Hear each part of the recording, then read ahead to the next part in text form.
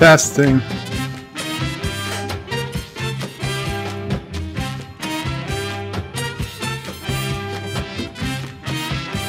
Testing.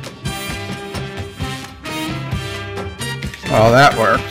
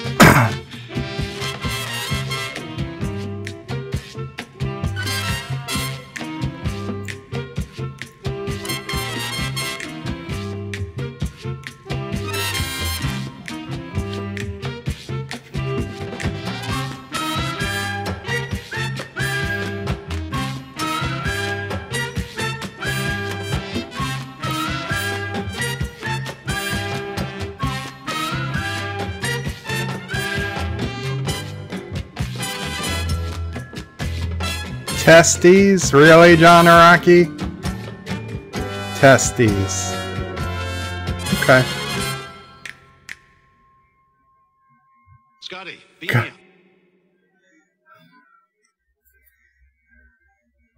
Thank you, John Araki, for the $2 super chat, which says, Testes. Kapla, everyone.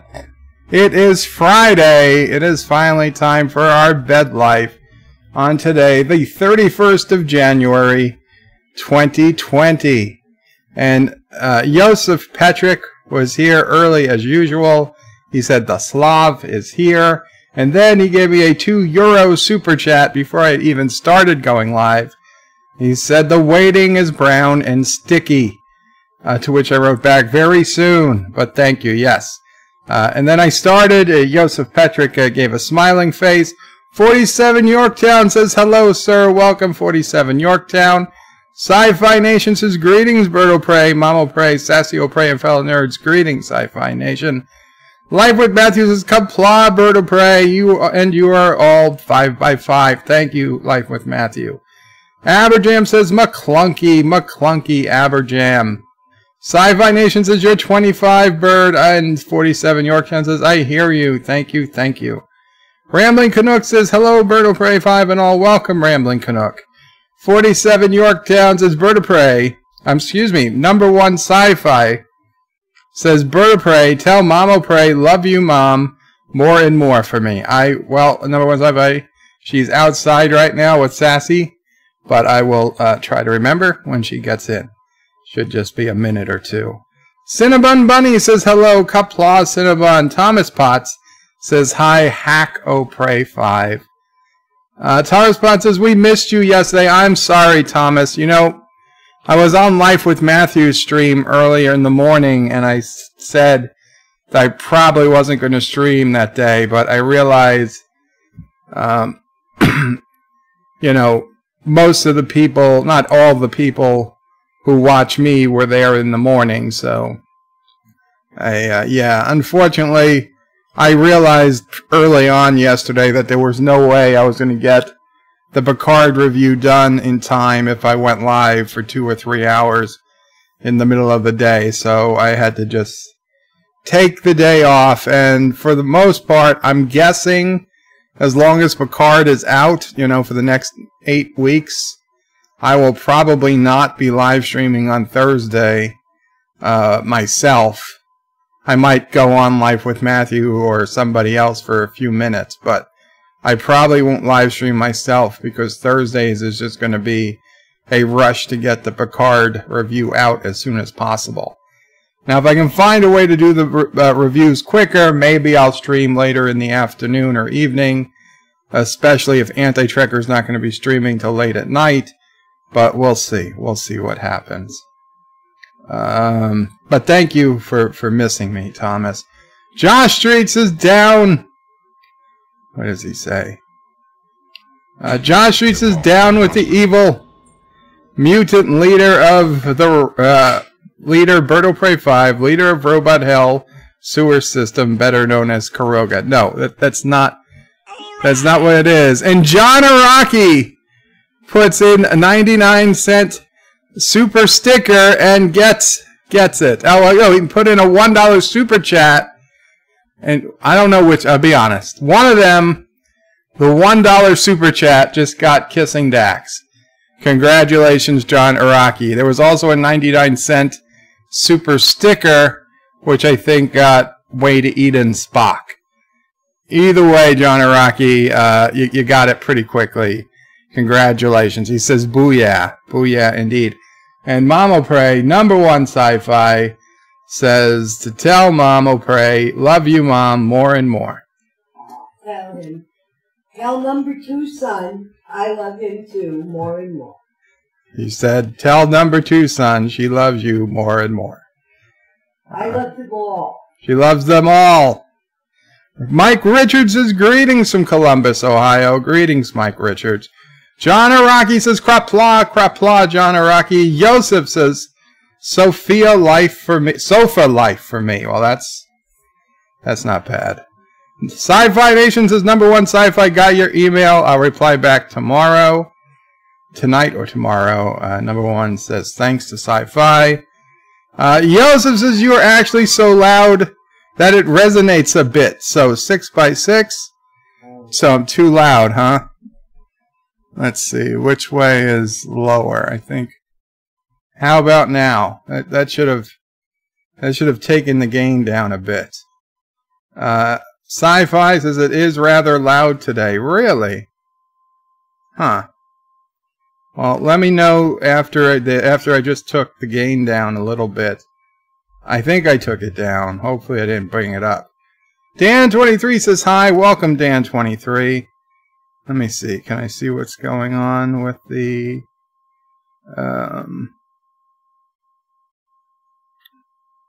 testing. Sound is better. Good. Okay, good. Happy to hear. I don't know why it went up all of a sudden.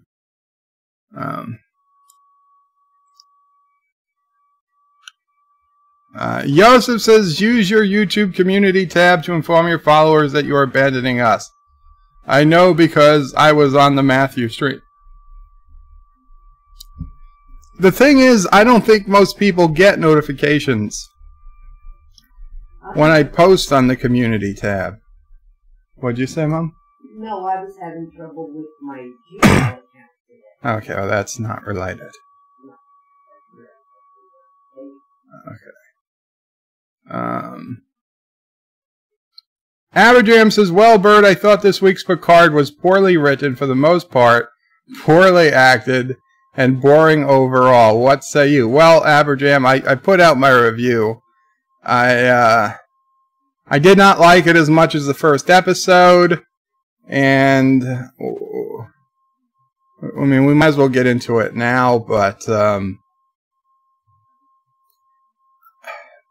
they're starting to go down the route that I did not like. Probably the biggest problem with Star Trek Discovery. I mean, yeah, the Star Trek Discovery has a lot of problems.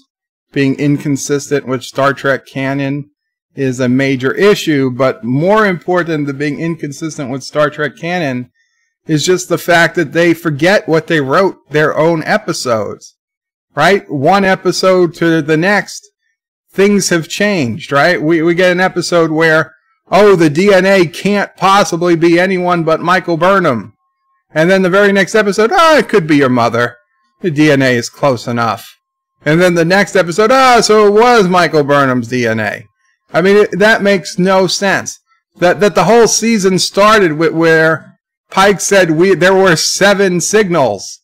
They recorded 7 signals. And even forgetting the fact, how do they record 7 signals that are going to take thousands and thousands of years, or at least hundreds of years, to travel by light speed for them to ever know that they appeared? Let's just say they have subspace sensors that go around the entire alpha and beta quadrants, that they were able to see instantly these 7 signals appear. The beginning of the season, you saw all 7 signals. They should have known where they were. And then the entire season is racing to each signal like it hasn't appeared yet, and they don't know where it's going to happen. It doesn't even make its own sense. It breaks its own continuity. And while we're only in the second episode of Picard, they've already started breaking the continuity with the with Narek and Soji. Soji, right after the morning after she met Narek the night before, slept with him, and next morning she's like, "Can you tell me anything about you?" And I'm like, "He told you last night he had a brother who died. He was pouring out his heart. I mean, for no reason. You don't just go to a stranger and start talking about, your family, your dead family members. Most people don't. He did because he's undercover, I guess, and he figured it was a way to get her to talk and get into bed with her. And oh, what a beautiful necklace. Let's go back to my quarters. If it works, it works. But that was it. The next episode, she thinks, oh, the man's a complete mystery. He's never told me anything.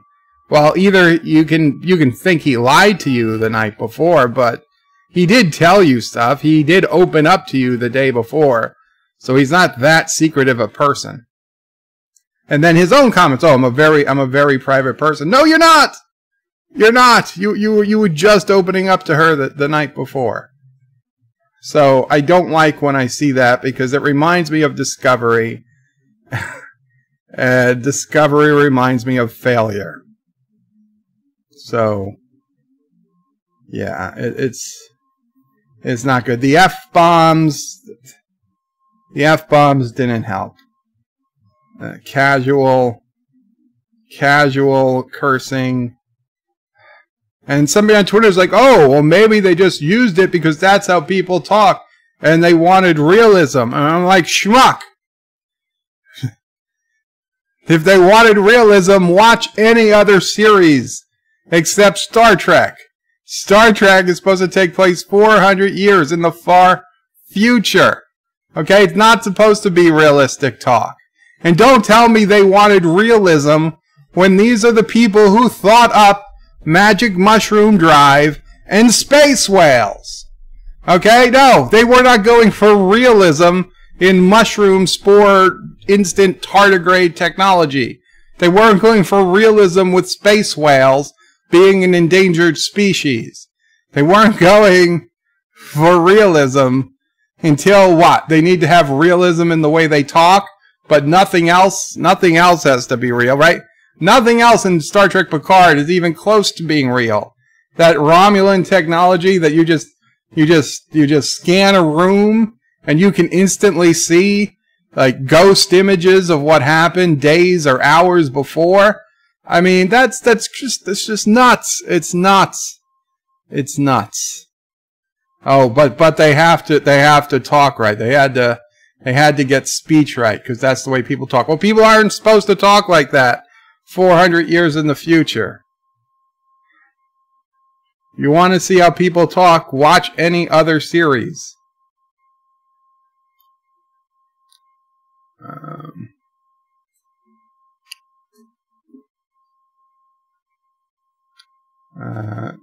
John Araki says, booyah. Yes, he got kissing Dax.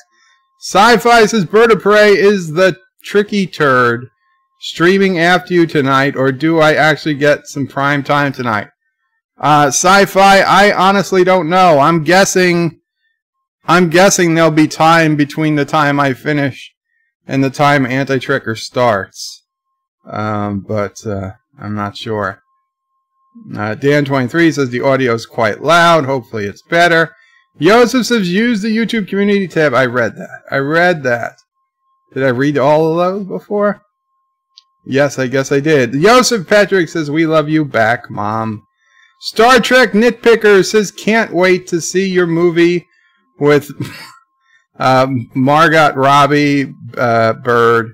Great to be here. I guess that's the Birds of Prey movie. Yeah, not my movie, Star Trek Nitpickers. I know, just slightly different name. Yeah, I just keep hearing Birds of Prey. Like, oh, Jesus. This is not even going to be a good movie. Not Ryan Johnson says, hello and kapla, listening on the ride home. Dear Bob. We'll do some Dear Bops, not Ryan Johnson, a little later. Yosef says the sound is better. Rambling Canuck says hello, sci-fi. My new French Newfie friend, and you're live streaming today. I did hear that what was he? That Sci-Fi Nation sounds like he's French Canadian. Mike Richards says sounds better now. Very cool. Sci-Fi Nation says I'm not Newfie. And yes, I do plan on it. Okay. John Araki says breaking news. Kuroga shuts its borders and begins quarantines in response to the coronavirus. I would have, if we were a real country, we would shut our borders. Dan23 says if your post like YouTube story, you don't get notifications for it. If you post like a YouTube story, you don't get notifications for it. Shromore says greetings, Birdo Prey, Mama Prey, and fellow nerds. Greetings, Shromore. Dan23 says Star Trek Picard uses hologram of the original Enterprise, but was the Discovery version. And you know, Dan, it bothers me, but does it bother me tremendously? Not really. There are a lot of other things that bother me about Star Trek Picard, and the hologram of the Enterprise is pretty low on my list. If the biggest problem was the hologram of the Enterprise, I'd be a happy camper. Because in my head canon, who's to say that's the Enterprise that was out? For all I know, somewhere like under that hologram is a screen explaining which ship they are showing. And it could be the explanation being an alternate design for the early Constitution class that was never put into production. Okay? It could say that. We don't know it doesn't say that. We don't know that that was the Enterprise as it was supposed to look. They could easily get around it, right? Because if you say, well, it's a slightly different timeline than the real timeline, then maybe one design won out over another. Maybe both designs were considered, and what we think of as the original Enterprise was still the original Enterprise, and they were just showing a random hologram that happened to be an alternate design that never got produced. I mean, it's possible. I mean, sometimes you see car manufacturers advertising not production, whatever those are called. The cars they build, but they don't ever actually make. I forget the name, but you know what they are. If you go to car shows, they're all over the place. Kennewick says convoluted plot points is inevitable when you have a dozen writers and a dozen executive producers. Well, Kennewick, it's funny because the first episode, which Nerdrotic said had like 6 writers, I liked a hell of a lot better than this second episode, which only had 2 writers credited to it. Michael Chabon and Akiva Goldsman. So, speaking of Akiva Goldsman, the Ready Room with Wesley Crusher, it wasn't available to watch right after I watched Picard Episode 2 yesterday, but this morning the Ready Room was available, so I watched it. And in it, Will Wheaton interviews Akiva Goldsman, and Akiva gives us some background info. Like, the Borg cube, even though it's in Romulan space, to him, he's like, that Borg cube is kind of like a research. If we uncovered some ancient artifact underneath Antarctica that scientists from all over the world would put in to study at it. He's like, that was what they were thinking. This, even though it's this Romulan Borg cube, it's considered like an artifact, and like scientists from all over the galaxy wanna put in to go study and research it because it's kind of a big deal. So that was their thinking on the Borg cube and why you have humans and trails and all different types of aliens all there. I'm not saying it's a great idea, but it fills in some things. There's some other stuff. kind of explaining Picard's actions a little bit.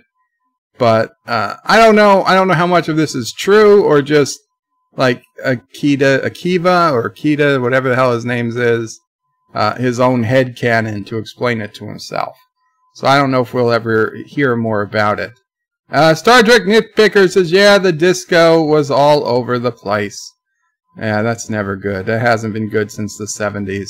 Shromor says, and greetings to Sassy, chaser of cats, eater of cookies, stalker of cardinals, defiler of cushions, and scourge of the squirrels.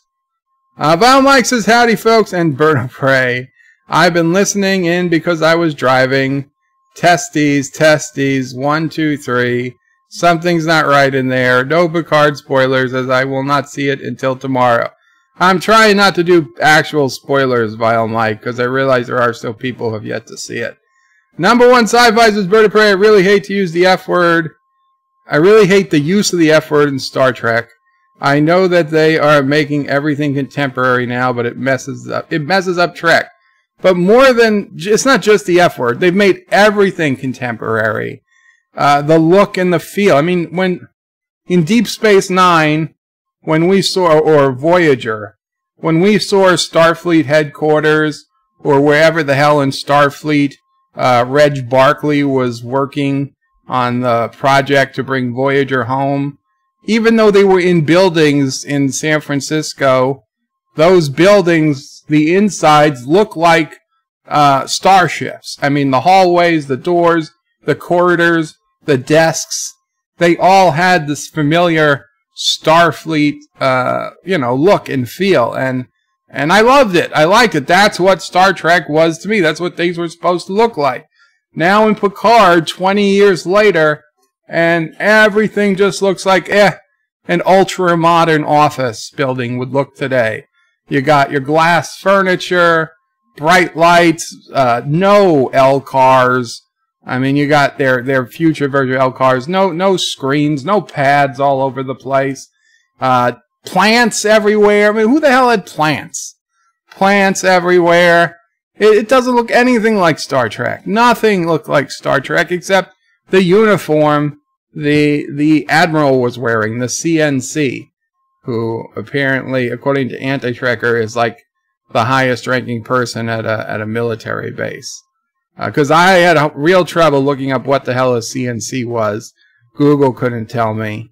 Anti-Trekker says the best he understands it is the highest ranking person in the military. I also was under the misunderstanding that Commodore was above Admiral, but apparently not. Commodore is below Admiral, so that makes more sense that the Admiral was telling the Commodore, who was not her superior, but her, what do you call somebody? Her underling. She was not talking to a superior. I read that. Yosef says the second episode was the second act of a 3-part story. Yeah, that's another thing Akiva Goldsman said, is that, and he's the one who started this, he says the first 3 episodes are like the first act of their story. And then he said the first 3 episodes are like our pilot episode. Which, I have to say, as much as I hate saying it, Anti-Trigger was absolutely right. It is ridiculous to call this a pilot episode. A pilot episode is an episode used to sell the series to a network. The original series had a pilot episode. I'm not sure if Next Gen had a pilot episode or not. No, only the original series had a pilot episode. Every other Trek was just got the go-ahead before there was a pilot episode. Nobody had to put a pilot episode together to get approval to make Next Generation, to make Deep Space Nine, to make Voyager, to make Enterprise, even to make Discovery or Picard. None of them had a pilot episode. So a pilot is not just the first episode of a series. A pilot means more than that. A pilot, usually you don't have all the actors, you don't have all the sets, you don't have all the things. It's just supposed to be like a quick and cheap way to try to sell this to the network. If they buy it, then you get the big budgets to make everything else. So yeah, no, this was not a pilot. He didn't even know what he was talking about when he said that. Thomas Potts' Alpha Quadrant. They said Alpha Quadrant, Thomas. Kennewick says, to be very generous, Dominion War brought back swearing and religion in my headcanon. I can't see that. Plus, we didn't see any real hint of religion in Picard. Aberjam says there are ballads about it. Thomas. Kennewick says, what a beautiful necklace. My brother died. Want a shag. Yeah, exactly. Mr. Trent, basically it's like nice shoes. Mr. Trent says the secret is it's going to be Section 31 behind everything.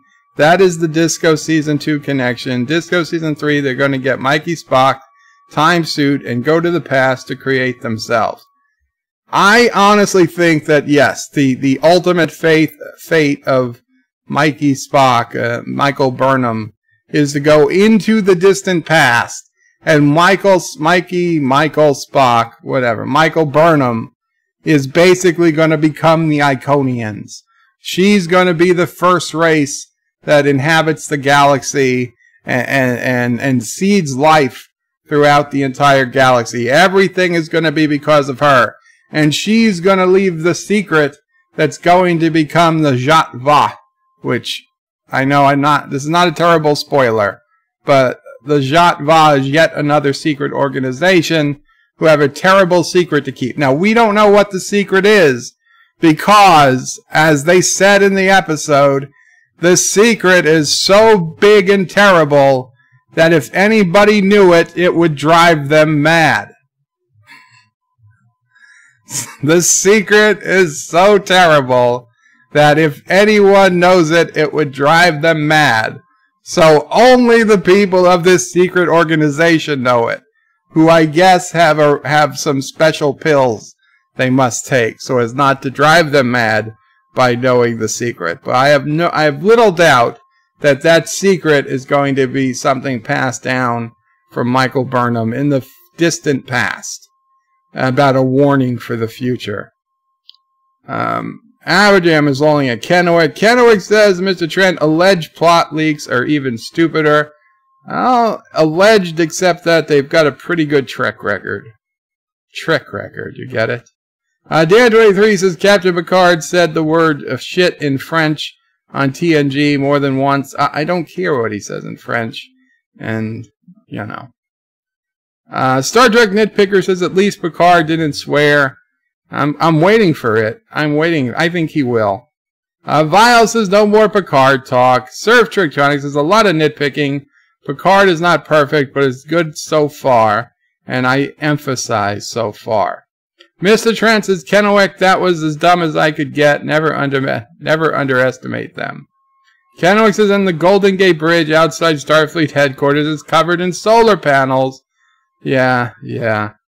Ridiculous. Why would they cover it in solar panels when they have fusion reactors and antimatter reactors? Fusion and antimatter make zero waste.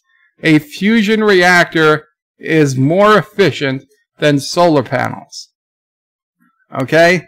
Making solar panels creates waste and toxins and what? There's zero reason to be using solar panels in a future where you have fusion power. It makes no sense. It makes no sense. It's like, oh, well, yeah, we have plugs everywhere, right? If you're building something in your house, like, yeah, we have plugs, but I'm going to make a battery-powered 60-inch television. Well, why? The television's never going to be more than 6 feet away from an outlet. Why would you make it battery-powered? Well, because it's cool. Well, that doesn't make any sense. They should have just kept it. Every other Star Trek, the bridge was still there, and they had, flying vehicles going across the bridge. It's not hard to do. But I think they wanted to make a bridge that was 25% different. So if they ever sell a Starfleet San Francisco, set, and it has the solar panels, they know that money goes to Secret Hideout and not gets split with Secret Hideout. and not directly to CBS Viacom. Star Trek Nitpickers agree with Surf Trektronics. By the way, guys, Star Trek Nitpickers is a great channel. Please be sure you check them out if you're not already subscribed. Star Trek Nitpickers does good stuff. They're putting out, obviously with Picard out, they're putting out a lot of new Picard reviews. But this whole past year, they've been putting out really good content. So please check them out. Aberjam says in Star Trek 6, The Voyage Home, Star Trek 4, The Voyage Home, Kirk and Spock imply that cursing is not used anymore in their timeline. Well, certainly not, you know, terrible. Not, I'd say level 2 and higher curses, where the F word is, say, level 3 cursing. I'd say even level 2 cursing is not really used. Level 1, you know, damn and heck and hell, yeah, that stuff's fine. That's used all the time. But, you know, asshole and stuff like that, jackass, level 2 stuff, that's probably not really used. And then F-bombs, certainly not. Uncle Remus's second episode of Picard was kind of boring. I thought it was kind of, like, I thought it was poorly edited, and I thought it was actually a lot like Rise of Skywalker, in that it was all over the place in the first half, like it was poorly put together, and then in the end, it started not even making all that much sense. It wasn't terrible, but it just wasn't great. Star Trek Nitpicker says we probably wouldn't recognize English in 400 years. Okay, well, that's the kind of thing we don't need to worry about. We don't have to change the language of the show to a different language. We just need to, you know, have them talk like the way we would want them to talk. Aberdeen says they are not the hell your whales. Nope, they are not. Sci-Fi Nation says Dear Rocks. Well, Dear Rocks would have to be his own channel. Rock Solid says no emails. Oh, I'm sorry, Dear Rocks. Vile Mike says, Dear Rocks, why are you so wrong about a great many things? Signed, Anonymous. Kennewick says all the fan service would have loved some whale service in Picard. That's the other thing that upsets me a lot about Star Trek Picard. It was such a missed opportunity. When you hear Alex Kurtzman and Akiva Goldsman, they talk about how Picard is not a Star Trek for the... they didn't make Star Trek Picard for the uber Trek nerd. That, yeah, if you were a Star Trek fan, you will still get enjoyment out of it. But it was important to them that new people could come into the series and they could feel at home if they had never seen Star Trek before. But this was the exact opposite series to do that with. This had the potential to be the best possible Trek series for devoted, diehard Trek fans. It had androids, it has Borg, it has Romulans, it has, you know, Starfleet conspiracies and corruption. It has a whole bunch of characters we already knew. It plays on everything we learned in Picard and all good things. You know, if you are the Star Trek superfan, you've seen TOS, TNG, DS9, Voyager. I mean, we're going to have 7 of 9 in this. God knows we might have. We're going to probably have the EMH hologram doctor from Voyager in it too at some point. This is the Star Trek for Star Trek fans. They should have wrote it as such. If they wanted a Star Trek to bring in new fans, they could have gone with a different series. A series that didn't have prior Trek actors in it, right? They basically could have done the Star Trek version of the Orville. A basic exploration vessel with a smaller crew, a new crew, a relatively inexperienced crew. They don't have to be a hero crew. They just be like the everyday people. And they're going about doing their job on a smaller ship, but they still get into things and they still have to deal with Starfleet and the Prime Directive and things like that. Stuff to get the people interested, but closer to the Orville. Basically the Orville with Star Trek.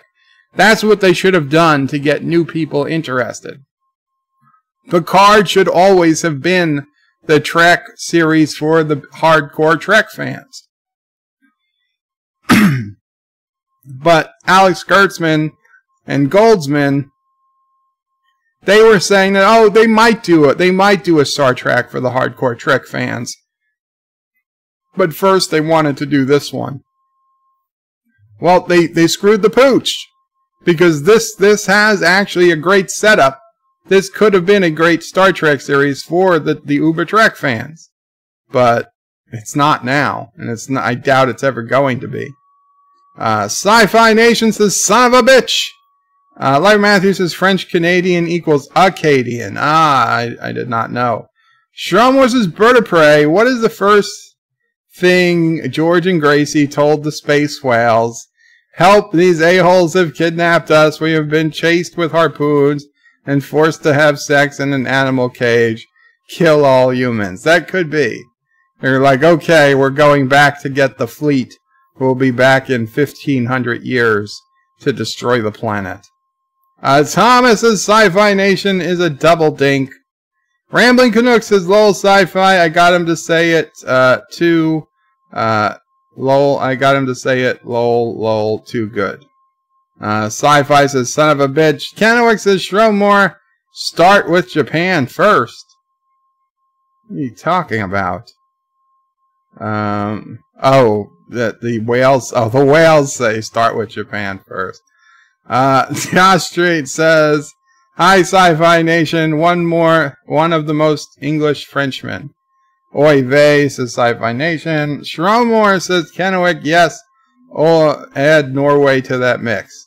Rock Solid says, dear Vile Mike Anonymous, you're a moron. I'm sorry your views are so wrong and stupid.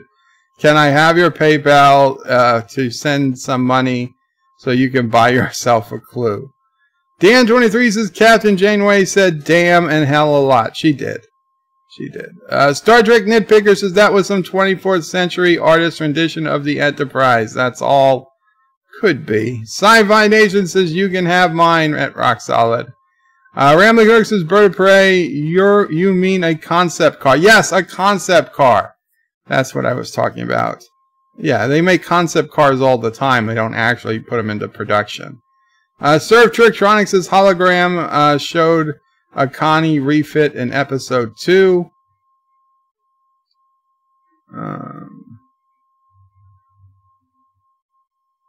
The hologram in episode 2 was supposed to be, well, that was clearly the Enterprise that Pike was in command of. So I wouldn't call that the refit. The refit happens after TOS and during or before the movies. Right? The refit that we call the refit is we first see it in Star Trek the Motion Picture. Speed King Gaming, I'm live. Welcome, applause, Speed King Gaming, and you're live, so you should probably get back to your channel.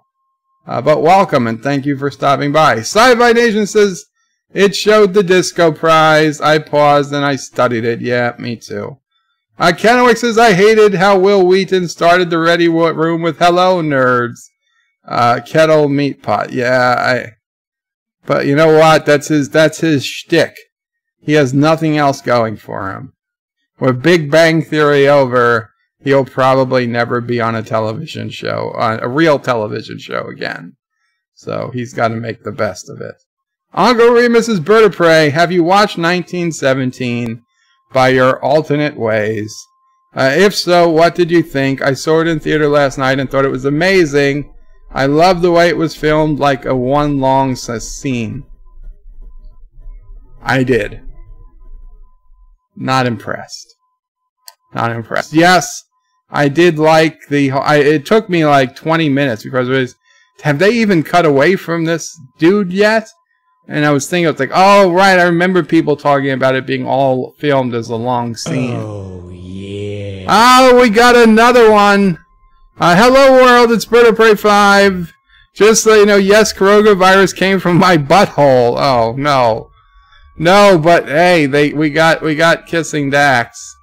Now I've gotta go read the full line. But thank you to Birdo Prey 5 who donated, which is it's quite strange that I donated to myself, but whatever, I'll take it.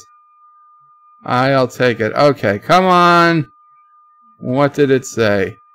Hello world, it's Birdo Prey 5. I just want to let you know, yes, the coronavirus came from my butthole, as in the hole in my butt from bed sores. Let me tell you all about what that looks like.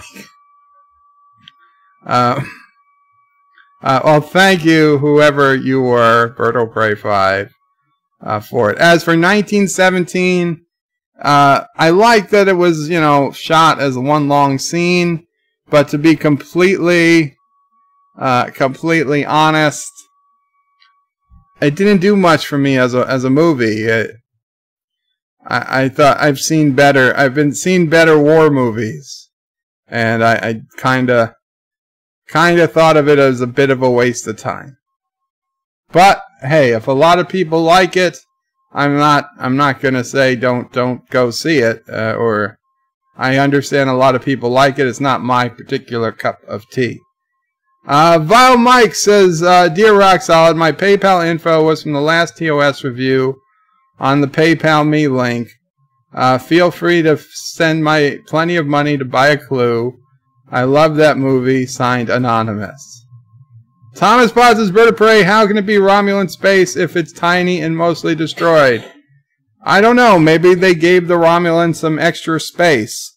I know somebody on Anti-Trekker's stream mentioned to look at the star charts in the Admiral's office, and I made sure I was in 1080p resolution looking at the star charts, and I can't see poop. There is absolutely no way to see that star chart is a map of the Romulan Empire or a map of anything else. Hello, it's Birdo Prey 5. I just want you to know I love Star Trek Discovery. The best stuff is when Stamets and that Black Doctor guy make out. Yummy. Again, another so-called donation from Birdo Prey 5. Thomas Potts says, how do you call it Romulan space? Yeah, I'm guessing they still have some space. According to the comics, the supernova was going to destroy a big part of Romulan space, but they weren't sure it was going to destroy all of Romulan space. Like Uyat Beta, which was a distant colony from the supernova, had a 50-50 chance of surviving. So they still had to evacuate the people, but Picard really hoped they'd be able to bring those people back to the planet once the explosion was over.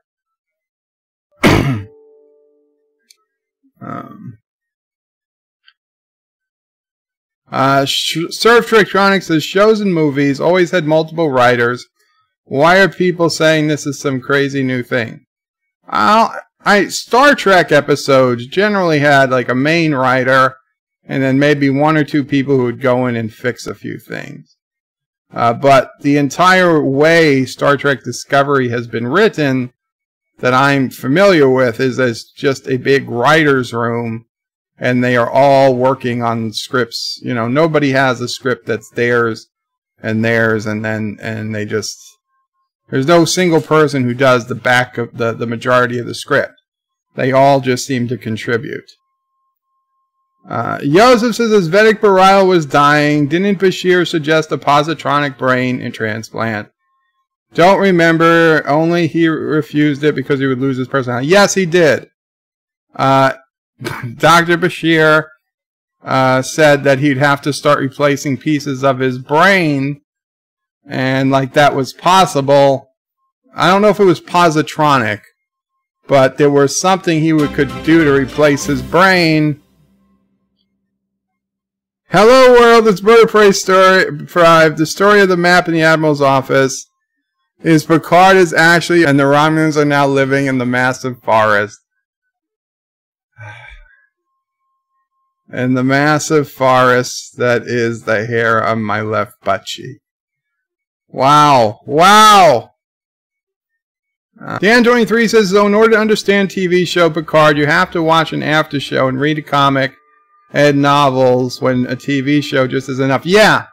To be completely honest, to really get Picard, you should have read 3 comics or at least watched my videos on them. And then you should be watching the after show so that you know why they made the decisions they did.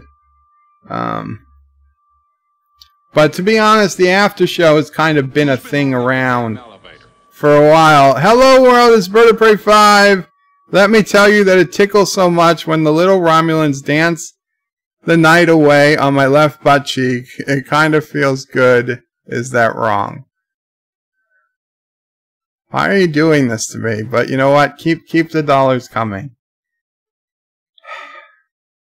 Cinnabon says, Thomas, the Romulan Empire only has 2 planets. That is fake Turtistani news.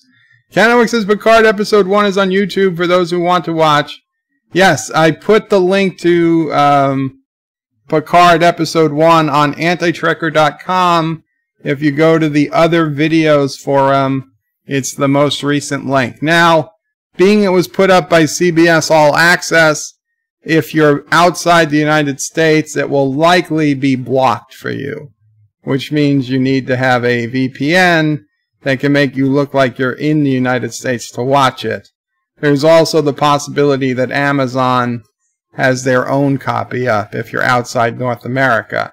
If you're in Canada, I have no idea what to do. Get a VPN, because I don't know who's got it online, if anyone, in Canada. Number 1 sci-fi is Bird of Prey. Chances of birds giving Birds of Prey a 5 out of 10. Well, a 0 chance, or near 0 chance, number 1 sci-fi, because I have no intention of ever watching the movie, so I don't intend to ever rate it. Kenowix is Picard, Episode 1 in full, free. There you go. There's the link. Thank you, Kenowix. Dan23 says glass tables don't look very futuristic. They do not. And when you look up at the ceiling, there's all those light bulb holes, but they took the light bulbs out. It's like, those shouldn't be there. You never saw those in Deep Space Nine. Star Trek Nitpickers says, remember to hit like. Thank you, Star Trek Nitpickers. Canowick says, I did the transporter doorway. I did like the transporter doorways. That reminds me of the Iconian gateways. Don't know if that was an intentional Easter egg. I doubt it. I doubt they even know what the hell an Iconian gateway is. I think it's the natural progression of how transporters would work as a form of mass transportation. However, when you think about it, if you're going to have those things, have them inside the building, right? Because if you're going to walk and it's going to let you out, 200 yards from the building, what if it's raining? I mean, maybe they have umbrellas that you just put on your ear and it repels water these days. So maybe if it's raining, it's not really a big deal. Maybe you get a personal force field that repels water, so rain's not an issue. But to me, it seems stupid. It's like, well, why not put it inside the building so that you don't have to deal with it? The bad weather. Hello world, it's Bird of Prey 5. Did I mention that I suffer from chronic erectile dysfunction and explosive diarrhea? You may think that sucks, but you learn to appreciate the pleasant, warm feeling. Oh my God. Who is writing that? Who do you think is writing that? Probably. But you learn to... Yeah, he should be working. But you learn to appreciate the pleasant, warm feeling that I have in my bed, but the smell does suck. Darth Sweeney says, Bird of Prey, greetings, I hope you are feeling better. I'm feeling somewhat better. Somewhat better, if only the erectile dysfunction and explosive diarrhea would go away. Surf Trictronics says, why do people complain about spoilers if they're watching YouTube? Simple solution, don't watch YouTube. No, keep watching my channel. You gotta keep watching my channel. We'll deal with the spoilers. Cinnabon says, Shromore says Cinnabon, or one planet with a large moon. No, the Romulan Empire is several, at least, it's dozens and dozens of systems. I'm sorry.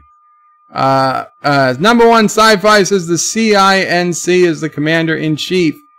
CNC, but they didn't say CINC. They said CNC. Is CNC short for CINC? Like, I honestly don't know. I Googled and Googled and Googled and nobody was giving me an answer. Biomike says that does not look futuristic is a dumb thing to say, as your ideas what is futuristic and why the future, what the future is really like are not the same. Vile, the problem is we already know what the future looked like 20 years before this. So I will grant you I don't know what 400 years from the future is going to look like. I can almost promise you it's not going to look like anything we saw from Deep Space Nine. It's not going to look like anything we saw from Star Trek Picard. But if Star Trek Picard is supposed to be in a universe that is 20 years past where we last saw in Star Trek Nemesis and Voyager Endgame, then they have a lot of problems, because that's the universe they chose to make the show in. They didn't have to choose to make the show in that universe.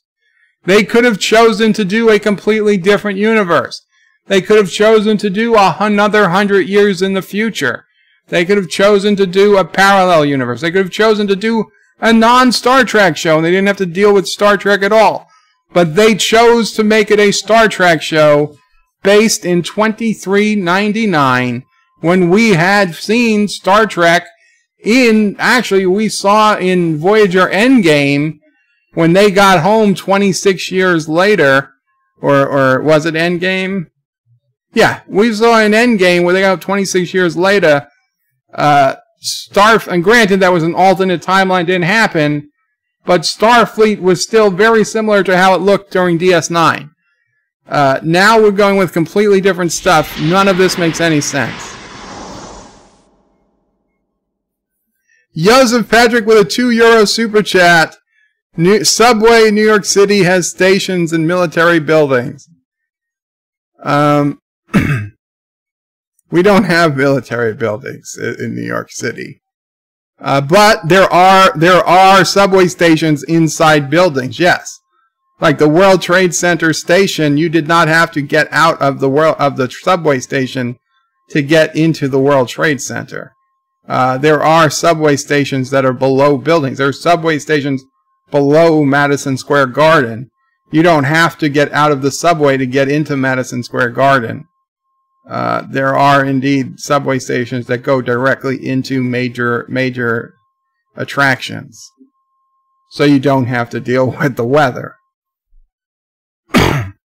Kennewick says, where the man skirts? Where were the man skirts? Well, that I didn't care about. We were missing. I didn't mind that we were missing man skirts. Joseph says, thanks, number one sci-fi. Sci-Fi Nation says the CNC, Commander-in-Chief, also called the Commander in Starfleet 3. And Starfleet ST3. Okay, so the CNC is the Commander-in-Chief. Fine. Thank you. I actually, it makes sense. Joseph says birds hates plants. Confirmed. Number one sci-fi says no problem to Joseph. Shromore says bird sci-fi to number one sci-fi. Kuroger is Commander in Thief, which is the national character, which fits the national character better. Dan23 says I googled CNC Star Trek, and this is what I got. The Commander-in-Chief of Starfleet, named Bill in Star Trek VI, was played by Leon Russum. Huh. I googled CNC military, and I couldn't find anything. I got, like, something about some type of welders or drillers or electricians. Surf Trektronics is CNC/CIC Commander in Charge. Joseph says lick the thumb, lick the like button. Number one sci-fi says Showmore probably should have been Bird in Thief or Bird in Theft. Bird in Theft or Bint. Thomas Bott says Bird of Prey, the actor who plays the spinning Romulan Spock, has a twin brother in real life. Okay. Sci-Fi Nation says in Kuroga, its commander is letting in turds. No! Stromore says number one sci-fi, that is the God Emperor's official titles. Kennewick says, I like Bird's Michael Burnham theory. Let's go full Dumbo. Carlo says, hiya, hope you are all well. Welcome, Carlo. Kapla. Yes, I'm good. Thomas says, Bird of Prey, the secret is that everyone is silent. You know, I was thinking, what is this secret that's so terrible? And all I could think of is that we really are the offspring of synthetics, but then why would we not be able to, why would they be so against building synthetics in the first place? It doesn't make, I said in my review, there is no answer. We're never going to get the answer. And if we do get the answer, it is going to be profoundly disappointing because they've set us up for something that they can't possibly deliver on. Nobody can tell us a secret that is so crazy that you would go mad just learning about it. It is not possible. Vile Mike says, okay, I got to drive again. We'll check in when I hit my next door. We'll continue to listen, but move away from Card Bird of Prey. Go to Dear Bops. We'll get to Dear Bops as soon as I get closer to the end of the chat. Josh reaches Bird of Prey. We demand Dear Mutant Leader. Surge Electronics says, correction, CIC is Commander in Charge. CNC is Commander in Chief. Oh, that's weird. Carlos is Bird of Prey. It seems that maybe the first few episodes of Picard were made to be as a film, but they were cut into... No, they were never... They were... I mean, we could say that, but they were not made as a film. They were always made as 3 or 4 episodes. Maybe supposed to be a film to kick off the series. No. Because it's only a 10-episode season. So they could not have made 3 episodes together to kick off the season. That would never fly. I mean, they already knew when they were making this series that it was going to be going weekly. So they knew ahead of time, or they should have known, that they were not going to get permission to release 3 episodes at once. They probably weren't even going to get permission to release 2 episodes at once. Now, I know Discovery started with a 2-episode premiere, so maybe they thought they'd get a 2-episode premiere. And they certainly weren't getting 3 or 4. That's ridiculous. Sci-Fi says, Bird of Prey, matter antimatter reactors have a very toxic byproduct called trilithium. That only happens when the plot demands it. Mr. Londell says, Kapla, Mr. Londell. Josh reaches Bird of Prey, yes, fusion does make waste, but the waste is called electricity. Well, I don't think that's waste. Dan23 says, Babylon 5 station has big panels on it. Star Trek Voyager Jupiter station, you see a space station.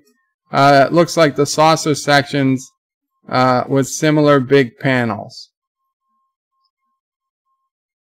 Well, then Star Trek Voyager's Jupiter station is stupid.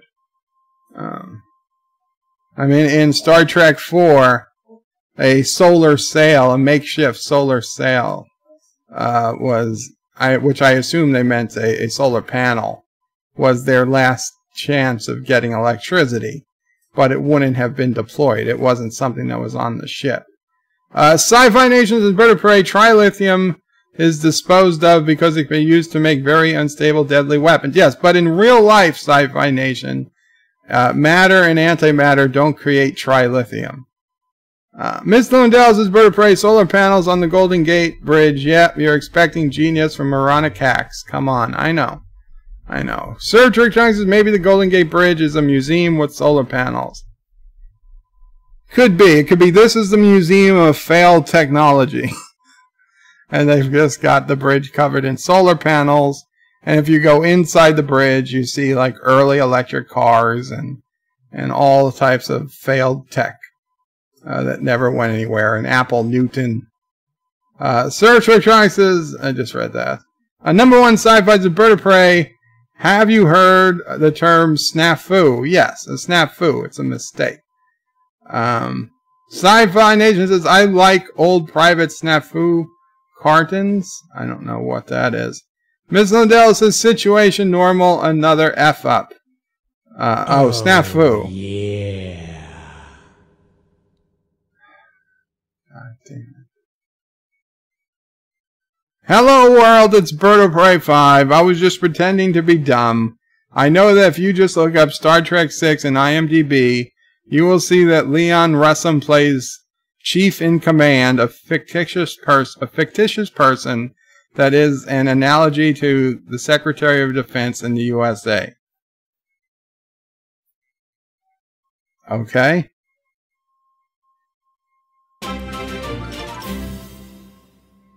Also, I just pooped myself again. Wow. I'm surprised we've gotten so many of these $1 donations and only had Kissing Dax twice. Dan23 says that sounds like Lower Decks. Well, Lower Decks is going to be a way to get new people into the series. Maybe, but it's going to be a cartoon, so I don't know. Number one Sci-Fi says, or even worse, Bird of Prey, do you know what Blue Falcon means? No, I can't say I know what Blue Falcon means. Joseph says, Picard is not for non-Trek folks. My wife is nearly lost in the nuances I am geeking out about. Well, they designed it for new Trek fans, so they think that it's good for new people. Sci-Fi Nation says, I've heard of Broken Arrow, but not a Blue Falcon. Douglas Grady says, sorry I'm late, I'll just listen. Kapla, Douglas Grady. You can participate, man. I'm glad you've made it. Ms. Lundell says, Bird of Prey. Kurtzman called the Cabal.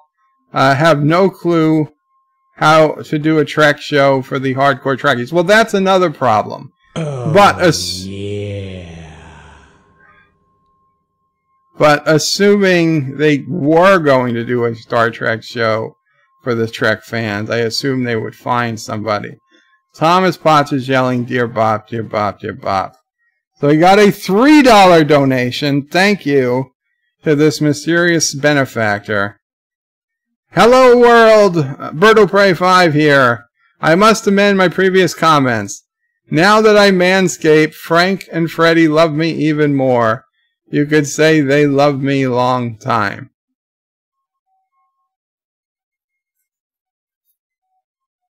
Why? Why? Why? Why would people do this?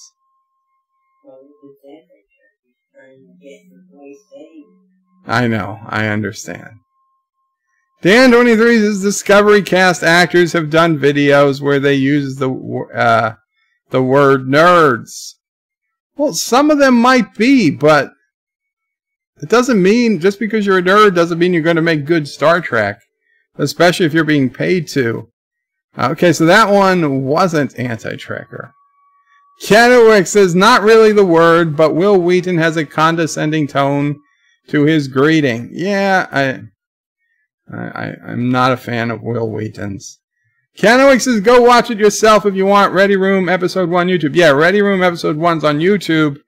I don't know if Episode 2 is on YouTube. Yes, it is. Episode 2 is on YouTube as well. So they're putting Ready Room on YouTube. Like, I guess you don't even need to pay. I don't know, you have to be a sucker for buying a CBS All Access subscription. Kennewick says in TNG they mentioned the Romulans were in multiple sectors. Kennewick says Romulans owned that planet where the Klingons that Worf found. That kept the Klingons that Worf found. Yes. Yeah, that was the episode where the Enterprise visits Deep Space Nine for the kickoff of Deep Space Nine. Worf went on a secret mission to find his father. Ended up falling in love with a very young Klingon, half Romulan girl. Then when he saw her ears, pushed her away because she was disgusting to him. Dan23 says, yes, Romulan has had bases in other sectors. They definitely did. Oh, so it wasn't Bird o' Prey. It was Board of Prey. Board o' Prey. Oh, Jesus Christ. And we got another donation, dollar donation from Board o' Prey 5. Hello world, it's Bird o' Prey 5. That thing about Frank and Freddy is total bullshit. It was an imposter pretending to be me. Someone who is swimming in my poop right now as I splash and splash and splash. We might have to start censoring some of these. Carl says, I can't wait for Birds of Prey. Harlan Quinn looks like she can cause some trouble. Dan23 says, there's a Simpsons episode in the future where you get to an airport and they have transporter gateways, but not everyone can use them for medical reasons, so they still have aeroplanes. Yes, Maggie couldn't use one because she was pregnant, so she had to fly on an aeroplane which had like people literally on the roof of the plane controlling the wings with ropes. That was funny. Thomas Bott says sassy cameo, says Kennewick. I guess that was when Sassy was barking. Ms. Lundell says at least they could put the portals under the portico in case of the weather. Uncle Amos, it sounds like Bird has been eating Chinese food and Corona.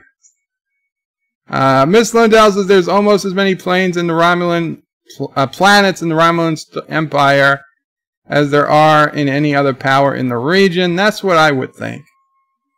Kennewick says there's a Kmart at Astor Place. QNR stock. Okay, I would never have known. Carlos says Bird of Prey. World War III didn't seem to do much damage in Picard, even though it's devastated most of the cities, but France seems untouched. Well, they could have rebuilt it. I mean, it could just look like it's hundreds and hundreds of years old. Vile says, it took me 30 minutes to drive to the next door. Bird never got to my comment about starting to drive. He's never going to catch up. Actor says, hey, guys, remember the Milky Way contains between 100,000... oh, Jesus. 100... Let's see. 100 billion to 400 billion planets. And so, in any given quadrant, that's 25 billion to 100 billion planets. Ms. Lundell says Bird of Prey Commander-in-Chief is civilian. The President of the United States is the Commander-in-Chief. Gotcha. Star Trek Nitpicker says the Tal Shiar couldn't keep the secret of the Javash. Maybe the universe was created for the entertainment purposes by Gene Roddenberry. I was thinking that the secret was that there is no universe. That there is nothing, that this is all just a simulation, and, you know, nothing you do matters, and when you die, you die. I mean, but a lot of people think that now. That's nothing new. Okay. Hello world, Bird of Prey 5 here again. The last message claiming the other message was fake was itself a fake. My Manscaped bum has gone over and under with Frank and Freddy amazingly well. My bum has never been silkier or smoother than now. And here I thought it was going to say this is the last message. But you know what? If I just keep streaming, I'm going to get rich $1 at a time. Star Trek Nitpickers says the Tal Shiar couldn't... Yes, I just read that. Kennewick says there was a 1980s Twilight Zone episode with the same premise. A secret so crazy you'd go insane just hearing about it. And I think there was a Monty Python skit about a joke so funny that you'd go crazy if you knew it. Mike Richards says Sassy hates Romulans. Actor says the Federation encompasses 0.0000015% or less of the planets of the galaxy. Thomas says, Bird of Prey, it's official, UK is out of the EU. Is it? Did they officially exit the EU today? Congratulations. I mean, it doesn't seem like the world has ended. Miss Lawndale says, Thomas, what did that just happen? Actor says, more or less, the UK started a transition, but must present its papers at the end of the year and pass. Well, that's a long time. Rock Solid, hashtag kissing Dax. Twitter puts in, Thomas puts in a Twitter link. Sky News. We'll look it up later. Sci-Fi Nation says that Dax is strong today. Sci-Fi says $300 for DJ Odyssey to wear a peacock suit. All donations go to get DJ's home help DJ repair his home. And he puts in the link to PayPal. We're at $160 right now for DJ. Mamo Pray saw it. Yeah, DJ was streaming this morning. He had got a green screen, and one of his test backgrounds was a very nice house. So yeah, it looked like he already fixed up his house when he uses that background. But when he uses the other backgrounds, you can't see as much. Number one, Sci-Fi says breaking news: UK has left the EU. The Sassy, celebrate, Sassy. They left the EU, Sassy. Ms. Lundell says, I know that they're looping episode 1 of Picard on the Pluto app.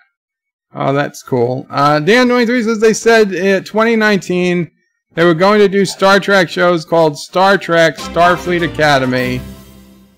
SETI Alpha 5, they may have been canceled. Got another donation. Hello world, bird here. Hello. Let's try it from the top. Hello world, Bird here again. You know my last message was fake because I hate the Frank and Freddy crap, but I do love swimming in my poop.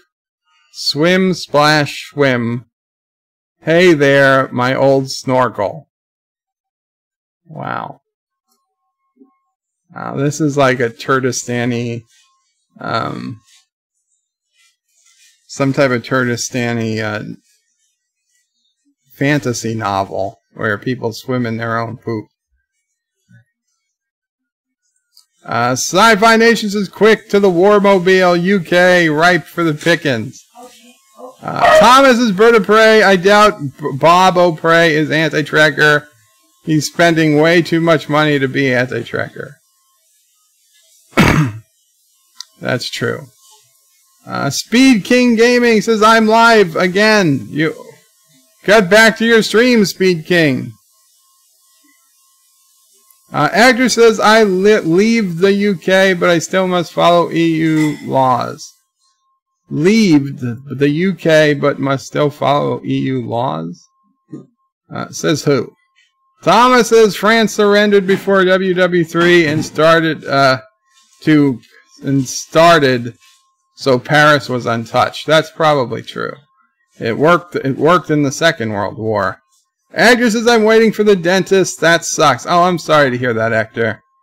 Dan Dory says the Star Trek Academy show is still a possible project off 2020. Sci-Fi Nation says Thomas, typical Turdistani dictatorship trying to overthrow, conquer innocent nations. Dan 23 says yes, we did leave the EU today. It was official at 11 p.m. Congrats, Dan. I mean, I know some people are for it, some are against it. Actor says you will feel nothing, Dan. Carlos says Bird of Prey. What if the end of Picard we find out that it's all delusion and Discovery and Picard never really happened? He's in the hospital with the doctor from Voyager. I'd be fine with that. I would be, especially if Discovery never happened. I would be fine with that. Because honestly, one of the things I was thinking is, to be completely honest, this could all be a delusion playing in Picard's mind because of his Irrimatic syndrome. And he could wake up in the last episode from a hospital bed and Beverly or somebody could be there to just say, now, you know, you don't have to fight anymore and just let him pass on. It's Do I think they have the balls to do that? No. But they could. Dan23 says, my mom doesn't care. She went to bed. Lol. Agner says, and if things go bad, you will have Ireland. Cannock says, Speed King is playing Grand Theft Auto. Okay, very cool, Speed King. Ms. Lundell says, how many of you watched the alternate Trek universe show where the augments on City Alpha 5 don't go through the devastation, actually prosper, and are found by Picard and crew? I've never seen that. Address is $160. Still, it seems DJ in some ways off wearing the peacock. 160 still. It seems DJ is some ways off of wearing the peacock. Well, yes, but if I remember right, he got like $80 at one time for the unicorn suit. So you never know. One good day and he could be buying a peacock suit.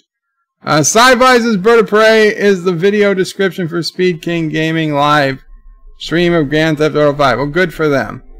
Star Trek Nitpicker's Bird, do you think the synths are controlled by the same entity that controlled Arium on Discovery? No, the synths aren't. The synths are controlled. They were dumb. I mean, I'm not sure they're controlled by anything. They were reprogrammed by someone. Probably the Tal Shiar, because they killed themselves after the attack. So I think it makes sense that they were programmed to attack, so the Federation would stop experimenting with synthetics, and then they were also programmed to destroy themselves, so that there wouldn't be any synthetics left. I mean, it just makes too much sense.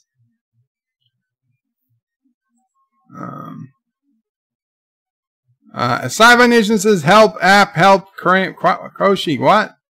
Facebook, Twitter, Instagram? I don't know. I don't know what's going on there. Average James' Bird of Prey, Picard's opening titles. There's a hint, maybe a hologram or a delusion. A piece of sky cracks and falls away. Floating through titles, eventually becoming a piece of Picard. Yeah, I wouldn't look too much into it. So let's get to some Dear Bops, because I know that's what everyone's been waiting for. But before we get to the Dear Bop, we'll do a couple of commercials. I'll be right back. I'll be right back after this message. Edge with the Apple rebate sale. Purchase a qualifying Apple system now and get cash back.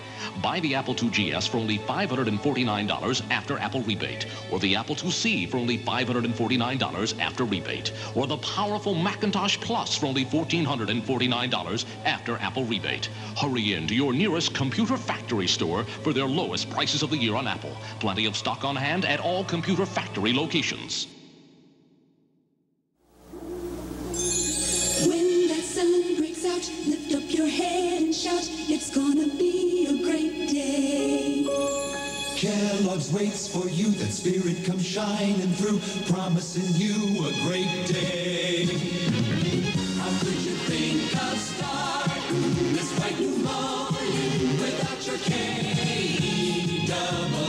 Oh, it's double good with Kellogg's, you'll have a great day. Kellogg's has been making great days for more people for more years with more cereals than anyone. Corn Flakes, Rice Krispies, Frosted Flakes, Product 19. Trust your mornings to Kellogg's. Very best part of starting your bright new morning is Kellogg's way. It's not far away. Kellogg's will help you say there's gonna be a great, we're gonna see a place. It's gonna be a great day.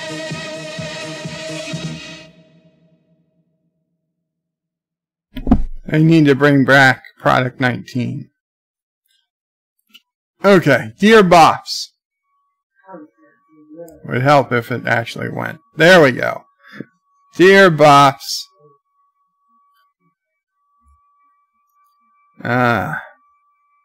Okay. Here you go. Number one, Sci-Fi's Bird. All people who eat cereal are serial killers. Well, I ate a lot of cereal in my day. Oh. Dear Bop, Dear leader, I'm the one who does Frank and Freddy comments.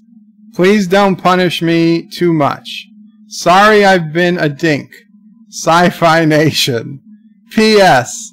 Help DJ Odyssey wear the peacock suit. All donations go to help DJ repair his home. And there's the link to DJ. Well, Sci-Fi Nation, if you're fessing up that it's really you, I will take it. And this is the link to donate to DJ Odyssey. And now I got another donation in the meantime. Hello world, Bird here. I know you thought I was jalodering on that break, but nope. Swimming in the poop. That's all I love to do. Even when it gets in my mouth, I love it. Splash, yummy, yum. Splash, splash, yummy, yum. Oh, for Christ's sakes. For Christ's sakes. Can a band not do some Dear Bops without having to talk about swimming in poop? So, Sci-Fi Nation, not really a request for help. I put out your link for DJ Odyssey. We want to see DJ get to the $300. I mean, the man had a fire in his home. He needs some extra help. He is a good, he could use a little extra help. Dear Bop, and this is from Alexander. Dear Bop, one of my friends is disabled. He's stuck in a hospital bed for 10 years. This is hard, but he doesn't give it up. He has a YouTube channel that helped him a lot to keep the morale. He is doing movies and TV series review. Unfortunately, he can't go to cinema because of his disability, so he uses streaming to be able to see the new movies because there is no facility to help him in the cinemas. Personally, I don't think when disabled people like him, a small percentage of the population, are the main problem with piracy. In fact, until the day when people with his disabilities will be able to go to cinemas, I totally fine with the fact that he uses streaming. He buying the movies and DVDs when they release anyway. For F's sake, can we let Bird watch movies quiet? He is in an effing hospital bed. What do you think about it, Alexander? Well, Alexander, thank you, but I don't need anybody's permission. I will continue to do what I do. I don't think we need to advertise it all over the place. I mean, I mentioned it. I'm not hiding what I do, but I'm also not condoning what I do or promoting what I do. I do what I do. It's a calculated risk. I watch them, I delete them, I buy the movie when it comes out. That's how it works. If it's a movie I'm interested in. There have been a lot of movies I could have watched, but I had no desire to watch. Like Terminator Dark Fate. I had the ability to watch that while I was in the movie theater. I said, no, there's absolutely not. I don't want to watch Terminator Dark Fate. Go F, even for free. Even for free, I wasn't going to watch Terminator Dark Fate. Because it's not about the money. It's almost never about the money with movies. It's about my time. My time is so much more valuable than the money it would be to buy it on DVD or buy a ticket to the movie theater. No, even there are a lot of movies I could watch that I choose not to. It is a very select few movies I choose to watch, and like almost every time I end up buying that movie because I like that movie and I want people to keep making movies I like. But Alexander, I don't think we need to worry about it. Nobody's really complaining. I mean, one or two people wanted to bring up their opinions about it, and they're valid opinions, but there's no conspiracy against it. Dear Bop, my neighbor has a 17-year-old daughter. 15 weekdays a month. What? 15 weekdays a month, so half a month. She and a boy from school come home for 30 to 50 minutes during their noon hour. 5 days a month she comes home by herself. Her mom and her dad are both at work. Do you think her parents should know about the nooners at her house? at their house, Binocular Ben.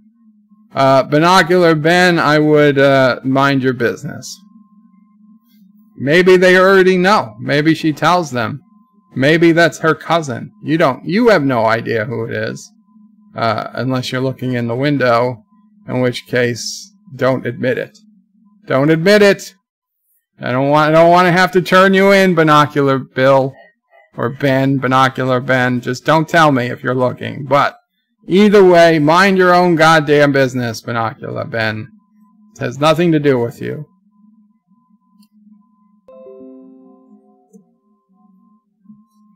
Dear Buff, I live with my aging and ailing father. He recently invited his old college roommate to visit and discuss doing some renovations to our home. His friend is a contractor. I found him to be a pleasant enough man, but grew concerned after a couple of days over a strange and disgusting habit I noticed. My father's friend seems to have been using the bathtub in the shared bathroom as a urinal to relieve himself at night. I started to suspect as much when I would think I would hear him getting up in the middle of the night and not hear the toilet flush.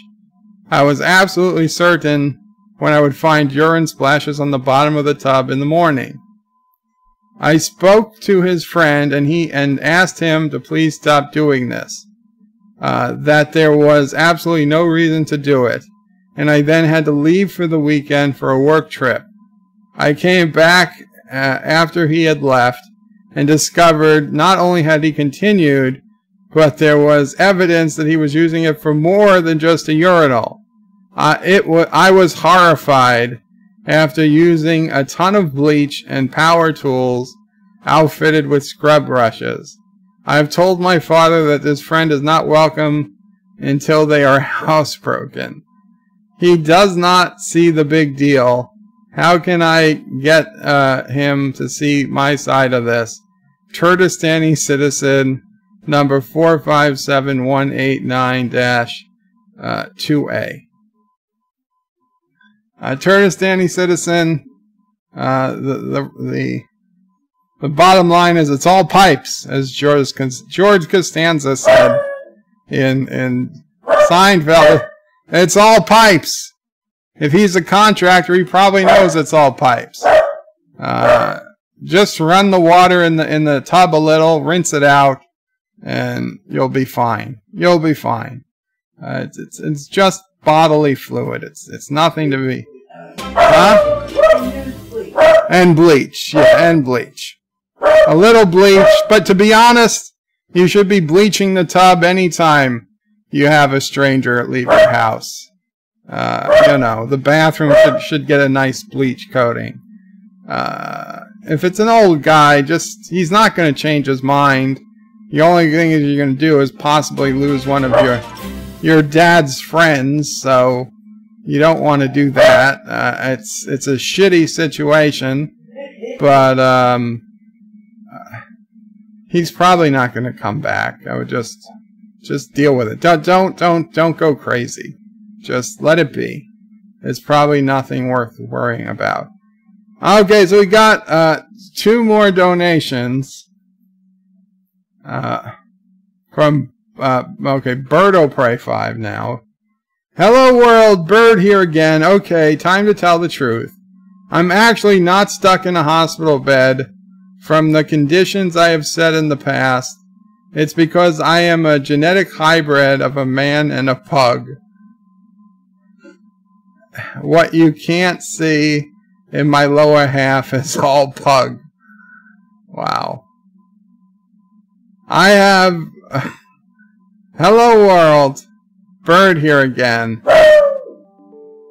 As the finish... It's probably better she barks through this. Hello world, it's Bird here again. So to finish my thought, the pug part of me loves the poop, which is why I swim in poop. I love to sing and look at my little pug legs swimming in my poop. Look at my little curly tail. and wagging in the poop. Oh, God. Why? Why? Somebody is very, very sick. Oh, man.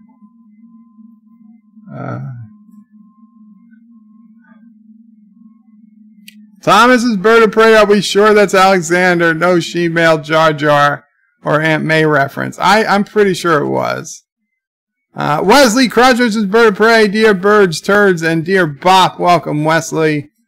Thomas's Bird of Prey, Sci-Fi Nation committed treason. Treason, you say? Dan 23's Bird of Prey, Star Wars actor Alan Harris dies at age 81 as tributes pour in for Bosk star in episode 5. Dan, I don't have a face to go with that name. I don't know who Bosk was. But I will look it up after the Dear Bops. Sad that Star Wars lost another actor. Sassy, stop biting Mama Prey. She got a glove on. She thinks it's a toy. You know, when I put the glove on, I play with her. Right. She thinks that it's, you put the glove on, it's a toy. Yeah. Yeah, you put on the glove on. I put in a glove for Sassy that's like bite-proof.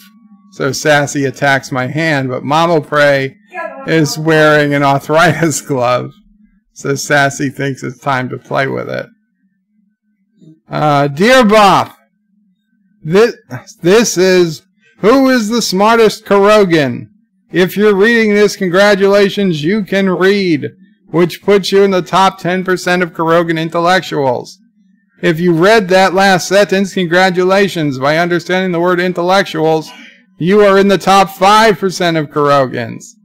If you know how much delta V is required to launch, well, they wrote lunch.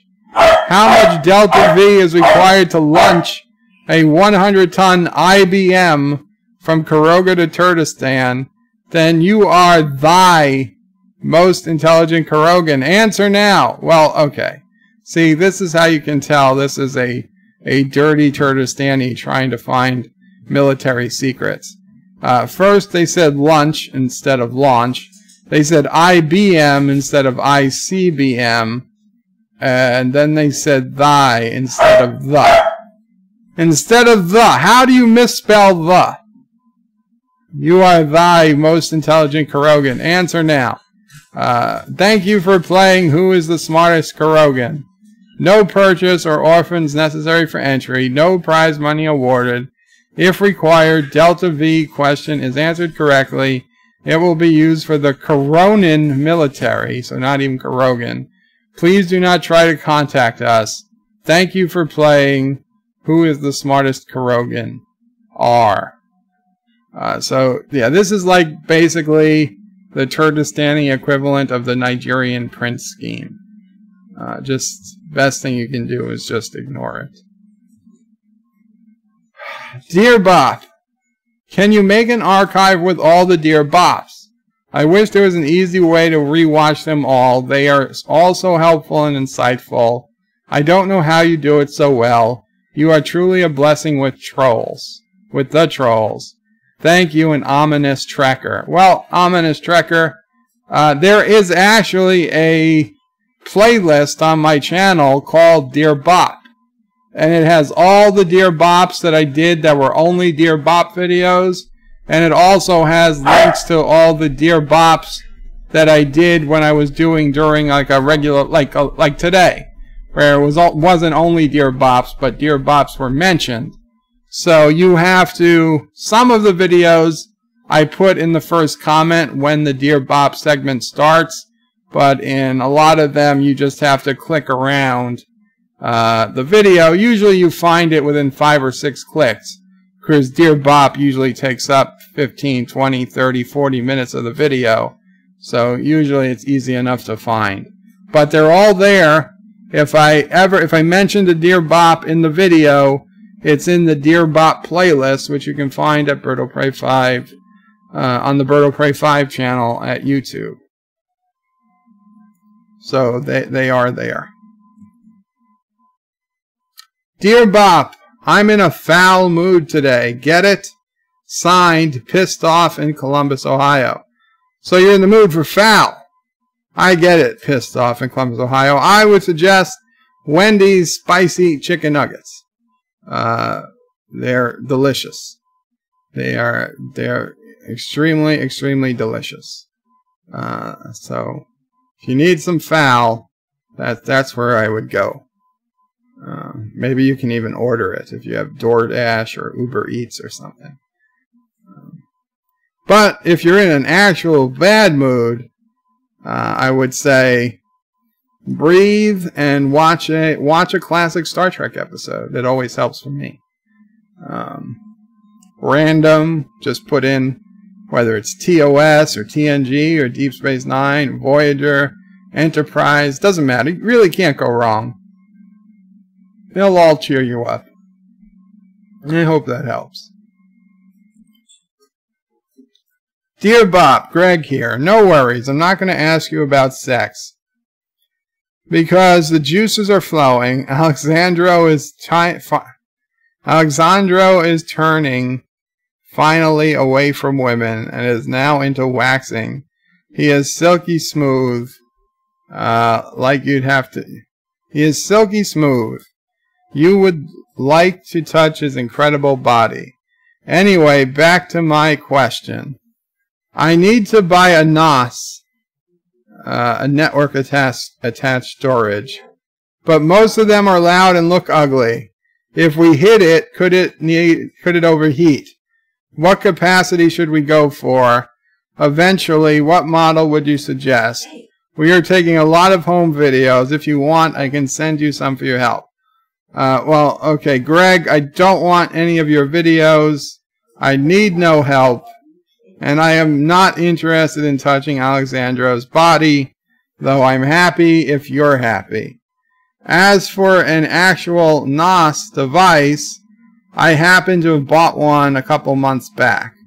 And I'm very happy with this Synology 2-bay NOS disk station, D218 Plus. They can get on Amazon for $297. Now you still need to add 2 drives. I think I went with 2 4GB Western Digital drives. But as for how much you need, 4 gigs I thought was enough for me. But if you're going to be doing a lot of home video, maybe you'll want to do the 8 gig or even a 12 gig. The NOS will take it all. That's no problem with how big a drive you get. But this NOS, it's pretty quiet. It's across the room. It's under my television. It's not completely enclosed, but I don't hear it at all. Now, if you completely enclose the NOS, yeah, it could overheat. But as long as you keep like the front and back open, or at least the back open, you should be fine. They are not designed to be cut off from all air, but as long as they have some air, like you would have a VCR or any other piece of equipment, it just needs some air around it. It doesn't need to be completely open on all sides, but a couple of inches on all sides and maybe 5 or 6 inches in the back, that should be fine. So I hope that helps.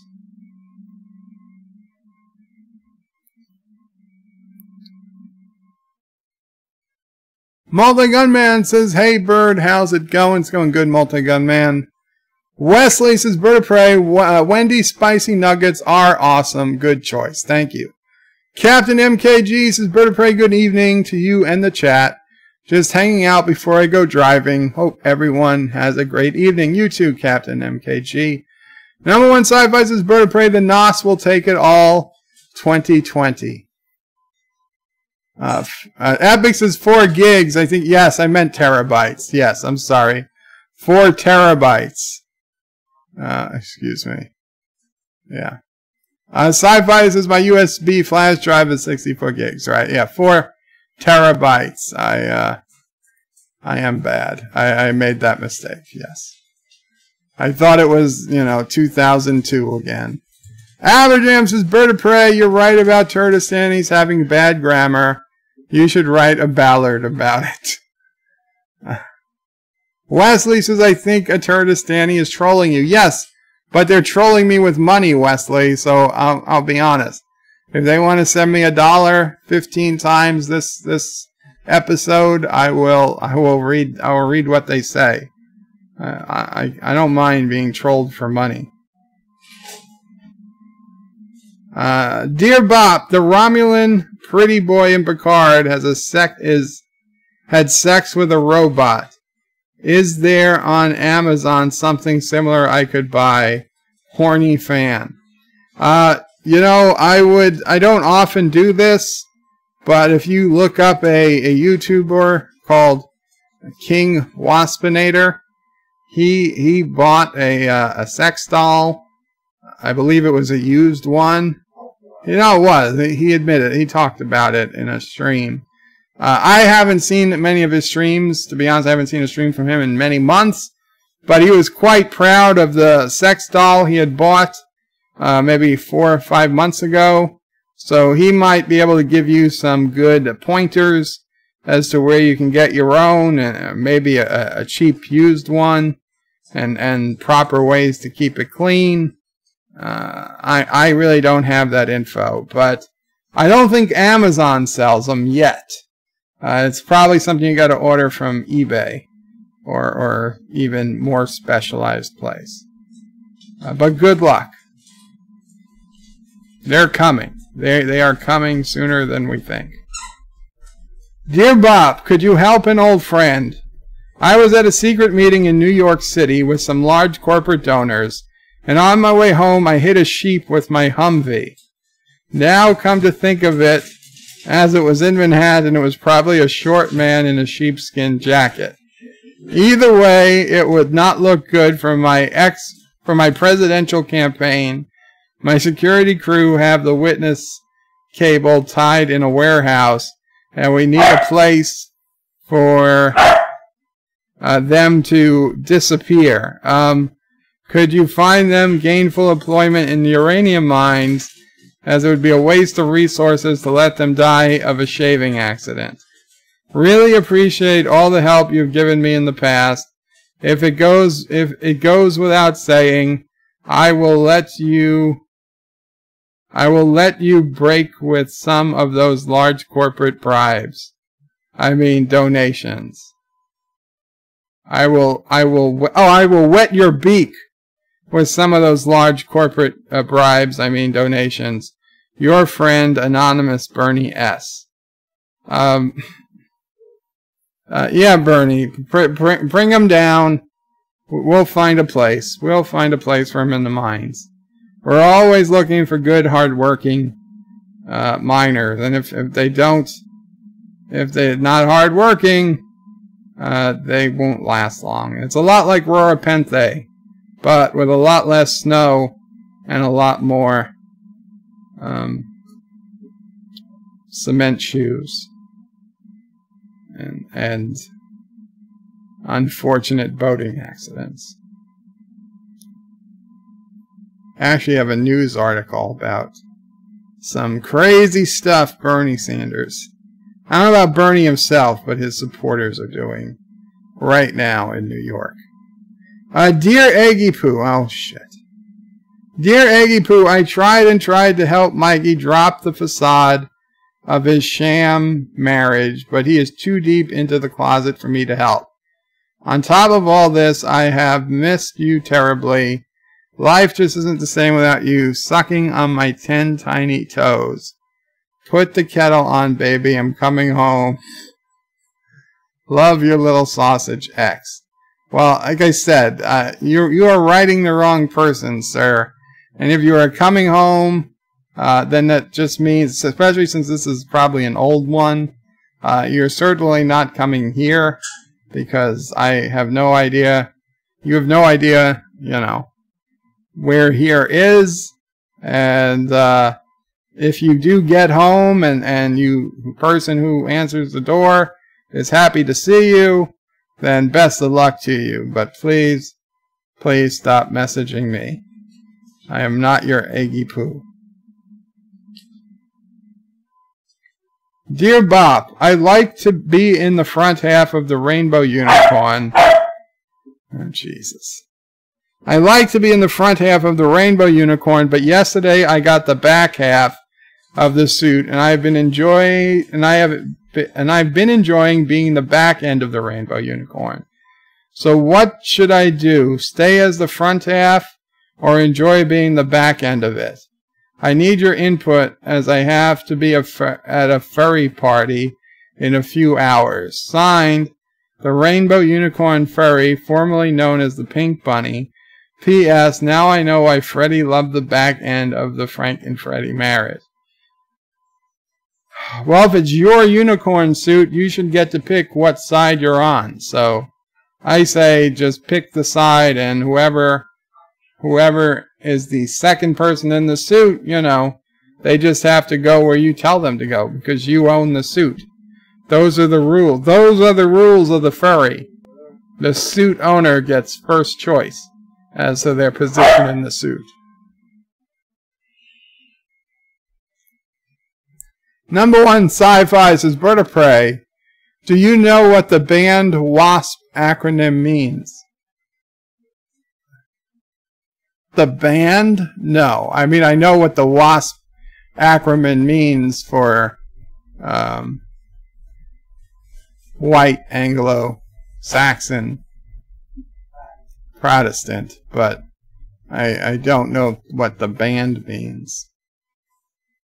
Number 1 Sci-Fi says, Bird of Prey, quote, I don't mind being trolled for money. 2020. Stephanie Littlepage, Bird of Prey, greetings from the wife of Captain Robert April.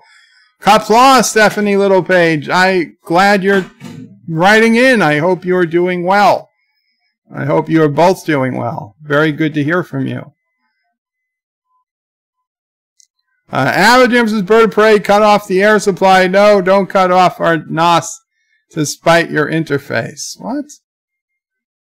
Wesley says, how is everyone? Hope you have a good weekend.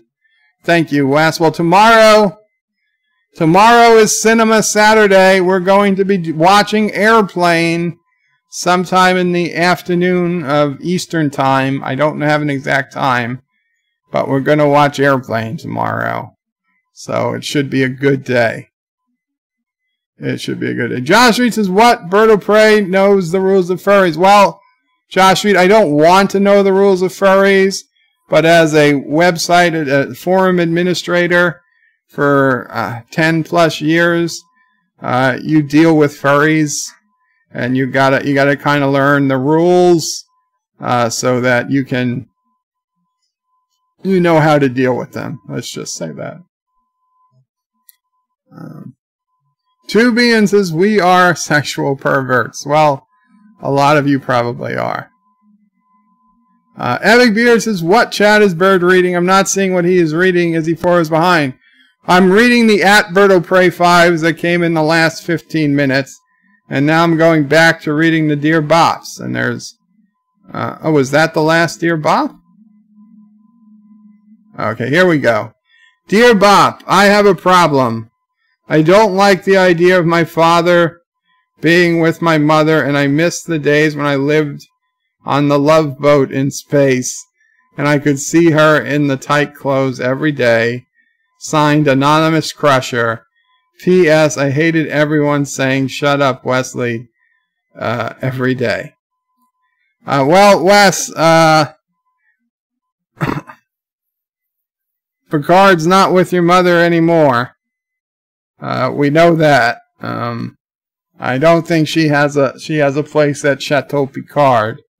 So you can go back and live with your mom again, assuming she's alive, which I don't think she is. I don't think she is in the story, but we don't know. But I tell you what, Wes, I doubt you're ever getting back on that show. Just make the best. Make the best of the Ready Room, because I think that's as close as you're getting to any of those Star Trek shows. Aberjam says, read slowly, Bird of Prey. Don't cut off your NOS to spite your interface. I get it. It's supposed to be don't cut off your nose to spite your face, but I get it, Aberjam. Daniel's Hot Topics is Bird of Prey. Hey, Bird, what's up? Do you like Star Trek Picard Episode 2? It was great. I gave it a 10 out of 10.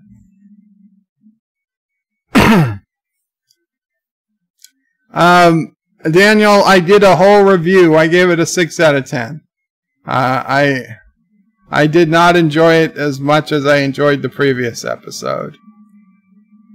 Dear Bop, I love poop. I have a medical condition that makes me poop out diarrhea non-stop, but I'm okay with it because I love poop so much. I'm stuck in a hospital bed because I have pug legs. But the nice thing is I get to splash in poop all day and watch my little curly tail wag in the poop pool. Is there something wrong with me? By the way, I also have a hole in my hairy butt. I don't think that is an actual request, so we're gonna end the Dear Bops for the night there. But yes, Thomas Potts brings up something, and it was something I wanted to talk about. So Thomas Potts is Bird of Prey. There are protests in the New York City subway involving vandalism. And yes, Thomas, they are. And this is the Twitter account behind it. Decolonize this place. At decolonize_this. And you can see there, Black Lives Matter, abolish white supremacy, don't play with apartheid. Is anybody still dealing with apartheid? I don't know. But here is the warning, or the call to action they gave. And if you have little children in the room, be aware that they do use some foul language. Language that we might find on Star Trek Picard. So, I'm going to play it. No, that's not what we're going to do. We're going to play it here while it's small. Wage workers, teachers, musicians, transit workers, Fuck the Police 3 is coming, J31, right here in New York City. We encourage you to link up with your friends, your family, and think of the ways you can move in infinity to build. Okay, I just realized that there's some background music there, so I don't know if I want to play it too long. I don't want to say it. And fuck shit up on J31 all day long. So basically they're saying that today is J31 for January 31st, and their entire plan is to F things up and F the police. And they're encouraging people to vandalize the subway system. And their ultimate goals, let's see if we can find the one to our ultimate goals. First off, every single one, they talk about F the police. They talk about F the police. Let's see. They want the Bronx back? I mean, who's taking the Bronx? We're here today because it is an all-day long. Fuck the police. We're here today because it's all day long. Fuck home. This is not funny. The tourists took over. All day long. You will be seeing resistance all around the city. Letting NYPD know. Fuck off this. All day long, you'll be seeing resistance all around New York City, letting the NYPD know, suck our dicks. And it's a woman saying that. We're tired of our young people being fucking criminalized. We're tired of our hoods being used as fucking circuses. And we say to the people who want to capitalize on our struggle, get the fuck out of our hoods. This is colonialism. This is contemporary human. And if you get the fuck out, we will make you. Get the F out. If you don't get F out, we will make you. Today, we say enough is a fucking enough. Today, enough is an effing enough. I guess these are the steps where Joker was filmed. And these people are pissed that too many tourists are coming to see the steps where the Joker was filmed in the Bronx.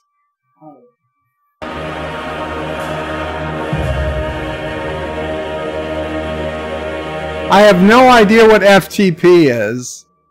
Poverty isn't a hate crime. No. FTP. Police. Oh, fuck the police. Oh, yeah, there we go. Okay. So here is where they forcibly kept open an emergency exit on the subway so that people can just go through the door without paying, because it's also, they have three main goals. Okay, free trains. They don't want to have to pay for using the train. The $2.75 is too expensive. They want free mass transit. They want to remove all of the police from the subway systems. They don't want any police in the subway systems because the police arrest too many minorities. And so the police are being racist by harassing too many minorities. So the solution isn't to have police properly trained. It isn't to try to work better so police, are not targeting people based on race. The solution is to remove the police because they think removing all the police will make their life safer somehow. And then the third goal is to eliminate the police altogether. They don't want any police in the city. The entire city needs no police. I halfway think that they should do it, because who's going to die when that stuff happens? Not the people with the legal guns. They're not going to be the ones that are going to have problems. It's everybody else. Apparently this is a problem because there are police on the subway and they held the door open for some reason. I have no idea. But so they've gone crazy. I mean, the entire city. They're putting, that's the F word over there. They're writing on the. They are vandalizing the maps. They are vandalizing the notices for people. NYPD, KKK, F your fare, F the MTA. I mean, they're doing, I would guess, tens of thousands of dollars, if not more, damage to the city just today, to the MTA.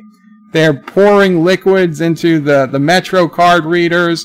They are covering up street signs. They're shooting off smoke grenades or smoke bombs. It is like a day of anarchy here. And the problem is, even if these people got arrested, there's no more bail in New York City. So they would all be immediately released. Yeah, they rose a banner. This was at the brand new World Trade Center subway station. F your $2.75 fare. Strike today. That's not how you strike. Okay? If you want to strike, you strike. You don't use the public transportation. That's how they did it in, what was it, Alabama. Right? When Martin Luther King or they led the public transit strike.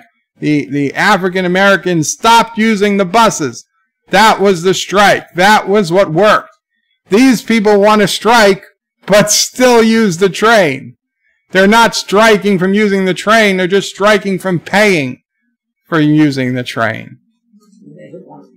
They're not going to walk. Those people, they walked miles and miles to not use the buses, which was incredible. These people aren't going to walk miles to screw over to the city and not use the subways or the buses. They're just going to not pay. They're going to put paint on. They were putting super glue into the Metro card readers so other people couldn't use them. Other people couldn't pay. The city has gone total AOC nuts. AOC has been endorsing these people. Bernie is, I mean, these people are big-time AOC fans, big-time Bernie fans. They want to get rid of the police. I mean, listen, I'm not always a fan of the police, but I can tell you completely getting rid of the police isn't the answer. I know that much. The city is in complete chaos. De Blasio has lost complete control of this city. And believe me, if I could get out of here, I would be out of here. Because I know this city is going to go down hard. Okay? Property values are going to plummet. And we're all going to be effed. We're all going to be effed. Because we elected the wrong people. And the loonies have taken over. They always the chance, but they always used to have, there was a, you know, they used to have a few people with their heads on their shoulders. You know, they had some moderate Democrats that are like, yeah, well, you know, we're still voting Democrat, but we're not going to vote crazy Democrat. But those people all lost. Now it's just the crazies, and there's nobody to say no to them. We're effed. We're boned. We are boned. We are boned. We now have people wearing masks dictating to us what they're going to do, and they're going to destroy the subway that they want for free, and they're going to say they want no more police, but they're going to increase the crime. Family, and think of the ways you can move an infinity to build and fuck shit up on J31 all day long. Just use your creativity to find out how you can F things up on J31. Thank God Diana's in Mexico. Yeah, honestly, I'm happy my sister's in Mexico today. Yeah. And Donald Trump Jr. said, when they said, oh, let's F things up for the MTA, Donald Trump Jr. tweeted, too late. Mayor's been doing that for years now, which is kind of funny. Yeah. It's ridiculous. It's gone cop-free. Cop-free school zone. 1, end educational apartheid. 2, free and fully fund CUNY. Who's gonna fully fund CUNY? Make MTA work for New Yorkers, not for the rich. There's nobody rich taking the MTA. Okay, Bloomberg was the only idiot who was rich who would take the MTA, and I'm sure he doesn't do it anymore. 4, disarm, disinvest, and abolish the police. Abolish the police. And 5, no cops or military recruiters at our schools.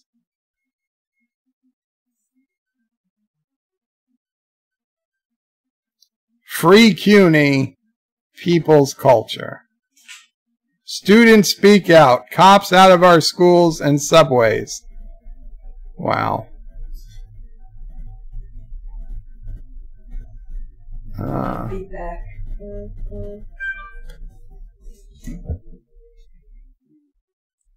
CUNY is the City University of New York.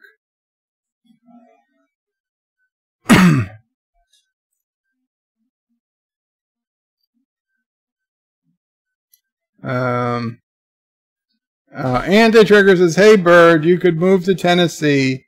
Sassy and Anti could play. Yeah, I don't know.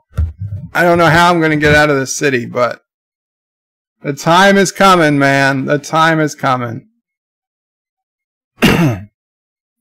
Epic Beard says, Bird of Prey, move to the forest. The only fear we have is a random squirrel or bear attack.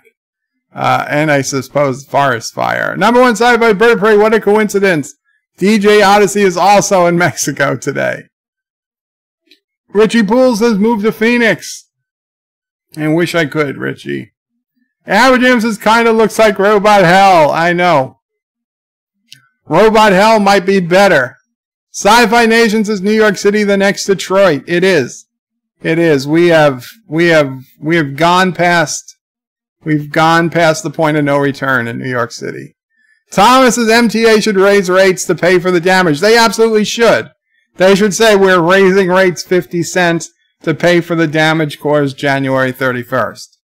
Sci-Fi says One World Trade. Get it right, Bird of Prey. You live in New York City, for crying out loud. It'll always be the World Trade Center to me, Sci-Fi. Sci-Fi Nation $2.75 to ride the subway. That's beyond cheap, Bird of Prey. Even our public buses are $2 a ride here in the small town USA. I assume that's a 2 because it's the @ sign. Yeah, $2.75 to ride the subway is fair.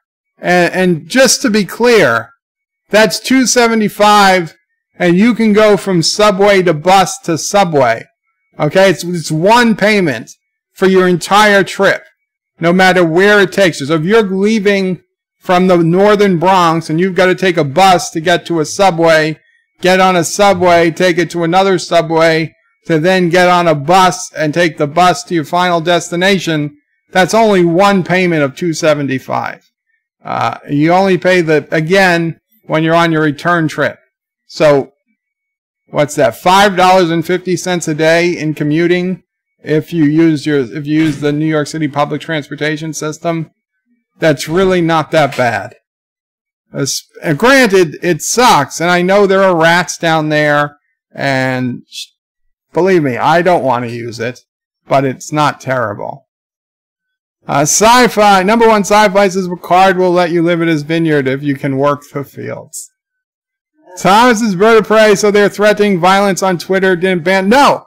Not only did Twitter not ban them, and people have wrote about that. Why is Twitter even allow this account to be open? Twitter will probably give them a blue check mark today. They're not getting banned. They're not getting banned. And what the hell does this even mean? Justica respecto dignabad para totos. I mean, that's gibberish. I don't even know what the hell they're talking about. No, it's gibberish. It's not Spanish. I mean, that clearly... I mean, justica clearly isn't justice. Respecto isn't respect. And this word is certainly not dignity. And para certainly doesn't mean for. And todos, I don't know what the hell todos is. That's probably somebody's dog. Thomas is Bird of Prey. Our small downtown, the buses and subway are free, but they cut bus routes every year. Vile Mike says a trip like that is $6 here in San Diego using public transportation. And Sci-Fi, everything costs more in California, Vile. Thomas says Spanish is gibberish. It is. It is. So, also I wanted to bring, while we've got the news up, so Border Patrol finds nearly $1 million, $900,000 it was, in fake $1 bills. This is the first time I've ever seen anybody counterfeit $1 bills. It is crazy. It should cost more than $1 to create a counterfeit dollar bill. Well, it was seized at, I believe it was seized in International Falls, Minnesota. But it was a freighter that came, I believe, from Los Angeles. Yes, but it came into Los Angeles from China. It wasn't flown. I don't think it was flown from China to Minnesota. But however it is, it got to Minnesota. The flow of the counterfeit merchandise is a priority issue for the agency. It's crazy. So these are all just dollar bills. I hope they're going to a strip club. And now we have some space news. Some good space news. Houston, we have a bake-off. We finally know what happens when you bake cookies in space. Yes, apparently I didn't know this, but apparently it's very hard to bake in space. So we had chocolate chip cookies baked for the first time on the International Space Station. And it says, even in space, baked chocolate chip cookies smell incredible. Recently, a batch of chocolate chip cookies, the first food ever baked in space, returned to Earth aboard a SpaceX Dragon capsule. 3 of the 5 cookies, which were baked one at a time, were returned to Earth. The cookies started out from a DoubleTree by Hilton hotel chain as Earth-made dough, which then launched the International Space Station along with Zero-G Oven, the first oven designed to work in space, on November 2nd, 2019. Now, following the cookies' return, we have the final results from this delicious experiment. The first thing was the astronauts aboard the space station were able to smell the 2nd, 3rd, and 4th, 5th cookies they baked. Had a press representative. So first things first, the astronauts aboard the space station were able to smell the 2nd, 3rd, 4th, and 5th cookies they baked, a press representative said in an email. The first cookie turned out underbaked and didn't cook long enough to emit an aroma. In space, even without gravity, its smells travel via individual aroma molecules. In the microgravity environment aboard the space station, the molecules travel in whatever direction they are moved. On Earth, the aroma molecules move in all directions due to random collisions with air molecules. So that makes no sense. That's the same thing. So what do they taste like? Now, smelling the chocolate chip cookies in space station where astronauts can eat only space food, you might assume that the space flyers wouldn't be able to resist snacking a bite of a baked cookie. However, while the brand's chocolate chip cookies were likely fit for consumption after they were baked on ISS, additional astronaut testing required before any food can be considered officially edible, the representative. So they didn't even get to eat the goddamn cookies.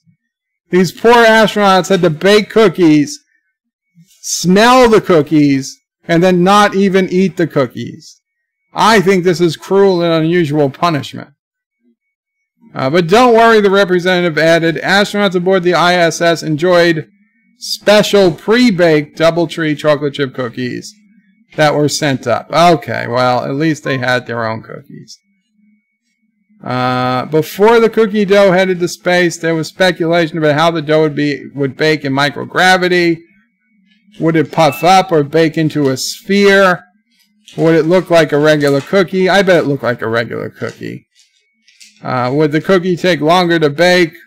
Would it take less time? On Earth, the average cookie made with this DoubleTree chocolate chip cookie dough took 16 to 18 minutes to bake in a convection oven at 300 degrees Fahrenheit. The astronauts who baked the first 4 cookies at 300 Fahrenheit and the 5th cookie at 325 were instructed to figure out exactly how long it would take to properly bake a cookie in space. In baking the first cookie, they found after about 25 minutes it was underbaked. The second cookie started to fill the station with its delicious aroma after a whopping 75 minutes in the oven. Holy shit. So only 16 minutes to bake on Earth. 75 minutes in the oven up there. The cookies that seemed to bake the best were the 4th and 5th cookies, which baked for 120 and 130 minutes respectively. And then they were left to cool outside the oven for 25 and 10 minutes. Wow. So it takes a long time to bake in space. So there you go. If you're planning to go to space in zero gravity, it's going to take a long time to bake. Just keep that in mind. Jerome Moore says, sassy. Alberto Prey 5. Will sassy, eater of cookies, get her jaws on those space cookies? She will. We will find a way. Kuroga will find a way to get their hands on those space cookies. Sassy, don't worry. You will get your cookies. Number one sci-fi says Todos means everybody. Thank you, number one sci-fi. So respect and justice and whatever, dignity for everybody. Gibberish, like I said. Total gibberish. And yeah, this was the bad news. CBS All Access spin-off series Star Trek Section 31 will begin filming May 4th in Mississauga, Canada. May the 4th! That's a big FU to Star Wars fans. But Section 31... it's going to be a total mess, Section 31. How are they going to film it? What year are they going to film it in? How is Georgiou going to be in it? Where is Georgiou going to be in time? It doesn't make any sense. If they return back to the Discovery time, that's terrible. If they turn back to the Picard time, that's worse. If they stay in the future somehow, that's not good either. There just shouldn't be a Section 31 series. And if they go to the distant past, that will be the worst of all. Well, yeah. Yeah, that's about it, guys. That's about it, guys. So, Sci-Fi says, no, not May the 4th. Yeah, May the 4th. They said, let's pick a day. What day should we start filming? Like, isn't May the 4th Star Wars Day? Yeah, May the 4th is Star Wars Day. Let's start filming on Star Wars Day. Yay! So that's why they picked May the 4th. Resolute says, another great Star Trek show I will not be watching. Epic Beard says they're printing $1 bills to pay for fake Trek 31. Sci-Fi Nation Bird of Prey, just wait for the Dawn Show to come out and watch. There will be more than enough rumor and hate going on before it even launches for everyone. Listen. Picard, I'm giving its fair chance. Section 31, I know what's going to happen. They can't possibly do Section 31. If Section 31 is good, I will change my mind. But no, I'm not going to be optimistic about a Section 31 show. The entire premise of the Section 31 show defies all optimism. I give optimism when optimism is due. And for Star Trek Picard, it was due. Even for Star Trek Discovery Season 1, before we'd seen it, it was due. And even for Season 2, it was due. But no. After we saw Season 2 of Discovery, and now we're in Picard, and I still think Picard has a chance, but they've doubled, tripled, quadrupled down that they're not going to let us forget Discovery exists. No, there is no... I have no optimism for the Section 31 show. I have optimism for Lower Decks. I really do. It could be a Trek show that I like, and I'll look. I mean, I plan to watch them all, regardless. I'm not saying I'm not going to watch the Section 31 show, but until I see it and it proves me wrong, I am not going to be thinking the Section 30. I'm not going to think the Section 31 show is going to be a good show. I can't imagine how it could even begin. Resolute says, I did not call that shit great, Bird of Prey. You didn't.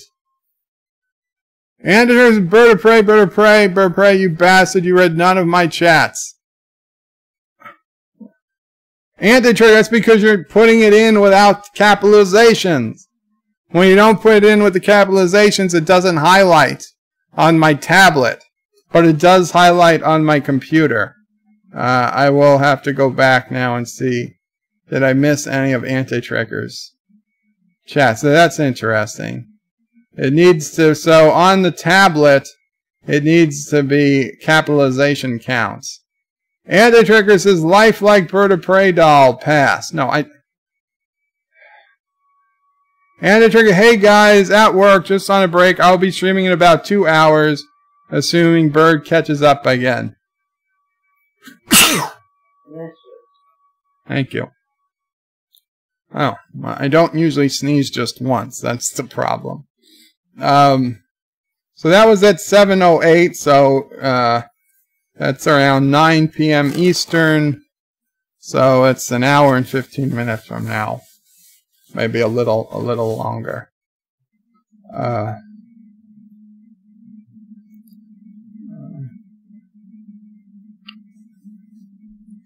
Let's see.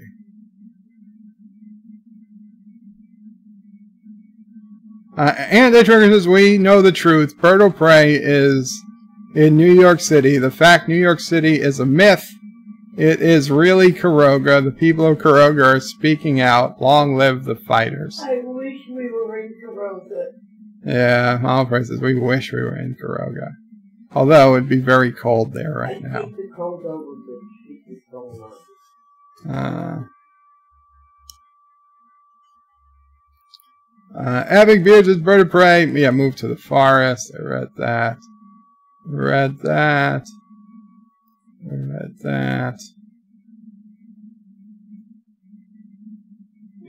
So Resolute, what did you say? Another Star Trek show I will not be watching. I don't know where I got the word great. I thought you said it as a sarcasm. I thought you said as sarcasm. I could have sworn I saw the word great. Sorry about that, Resolute. Actors is Bird of Prey. HBO funded Avenue 5 and it's bad. I never said HBO funded only good things. I mean, the HBO funded the last season of Game of Thrones, and it was the worst possible thing that could have happened to that network. Sci-Fi Anti-Trigger, he read all your fake Bird of Prey donations, but that's true. That's true. Anti-Trigger is like pretending that they weren't from him. I have no idea, but I assume they were. Sci-Fi Nations is Bird of Prey is patient 0 for the coronavirus. Number 1 Sci-Fi says, don't tell me you have the coronavirus. I doubt it. I doubt it. I hope not. Ginger Switch says it's called the coronavirus, not the coronavirus. I might have the coronavirus. It's different. It's different. So, guys, I think we're going to call it a stream here. Thank you so much all for hanging out. Tomorrow is Cinema Saturday. We're going to watch Airplane. Now, that's going to be fun because Airplane is a great movie. Sassy is not patient 0. And I hope to see you then. If somebody live streams between now and Anti-Trekker, I'll say hello. Captain Trek, Kapla, Captain Trek. See you soon. Anti-Trekker says, Bird, you should move to Murfreesboro. The people are nice. The crime rate is low. Homes are much cheaper than New York, and you and Mama Prey could hang out with Mrs. Anti-Trekker. Wow. Well, he takes care of you. I don't think that was... I don't think that's what he was saying. No, I know. You know, it's just... I don't know how I could even possibly move. That's what scares me. That's what worries me. Like, if God forbid, I had to get out of here, by all logic, I should move, okay? Because the property value is never going to go higher than what it is now. It's only going to start circling the toilet.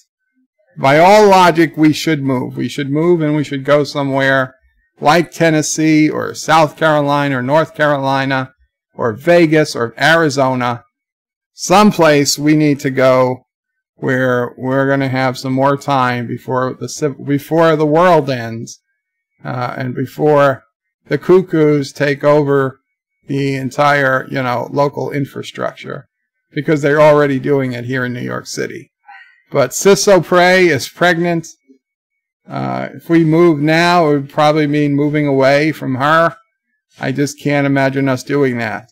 I also can't imagine how I could physically move. I mean, would it be in an ambulance? Would I have to ride 900 miles in an ambulance? I mean, Jesus Christ.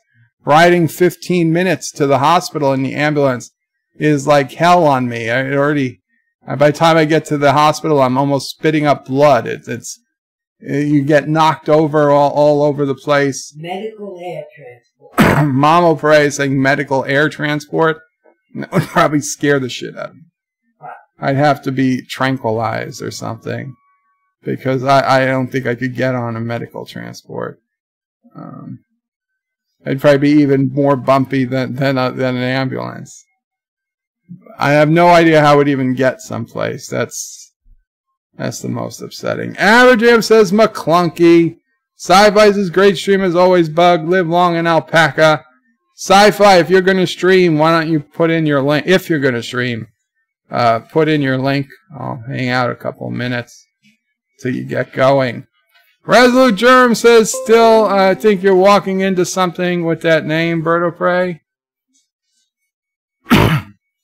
Still think you're walking into something with that name. Number one, Sci-Fi's Birdo Prey. I'm serious about stop calling me Shirley. Yes. That's the good stuff we're going to have. Captain Tracks' Bird of Prey, move near Anti-Tracker. You would be near your favorite cuckoo. Yeah. Epic Beards' Bird of Prey, do a GoFundMe for the move. It's not the money, Epic. It's not the money. I mean, the money is one thing, but presumably if I sold my house, I would have money to move. But I mean, it's not the money that's really the problem. It's the logistics. It's the logistics.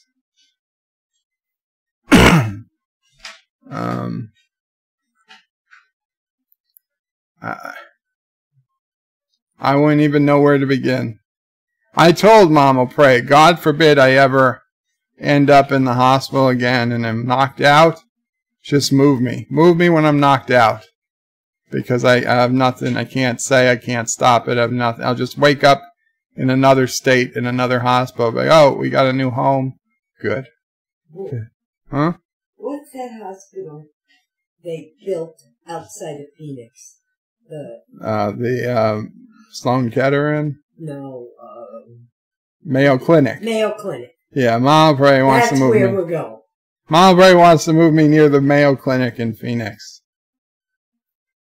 That's it. Sci-Fi not till later. I have an 8 p.m. stream to watch. Okay, Sci-Fi.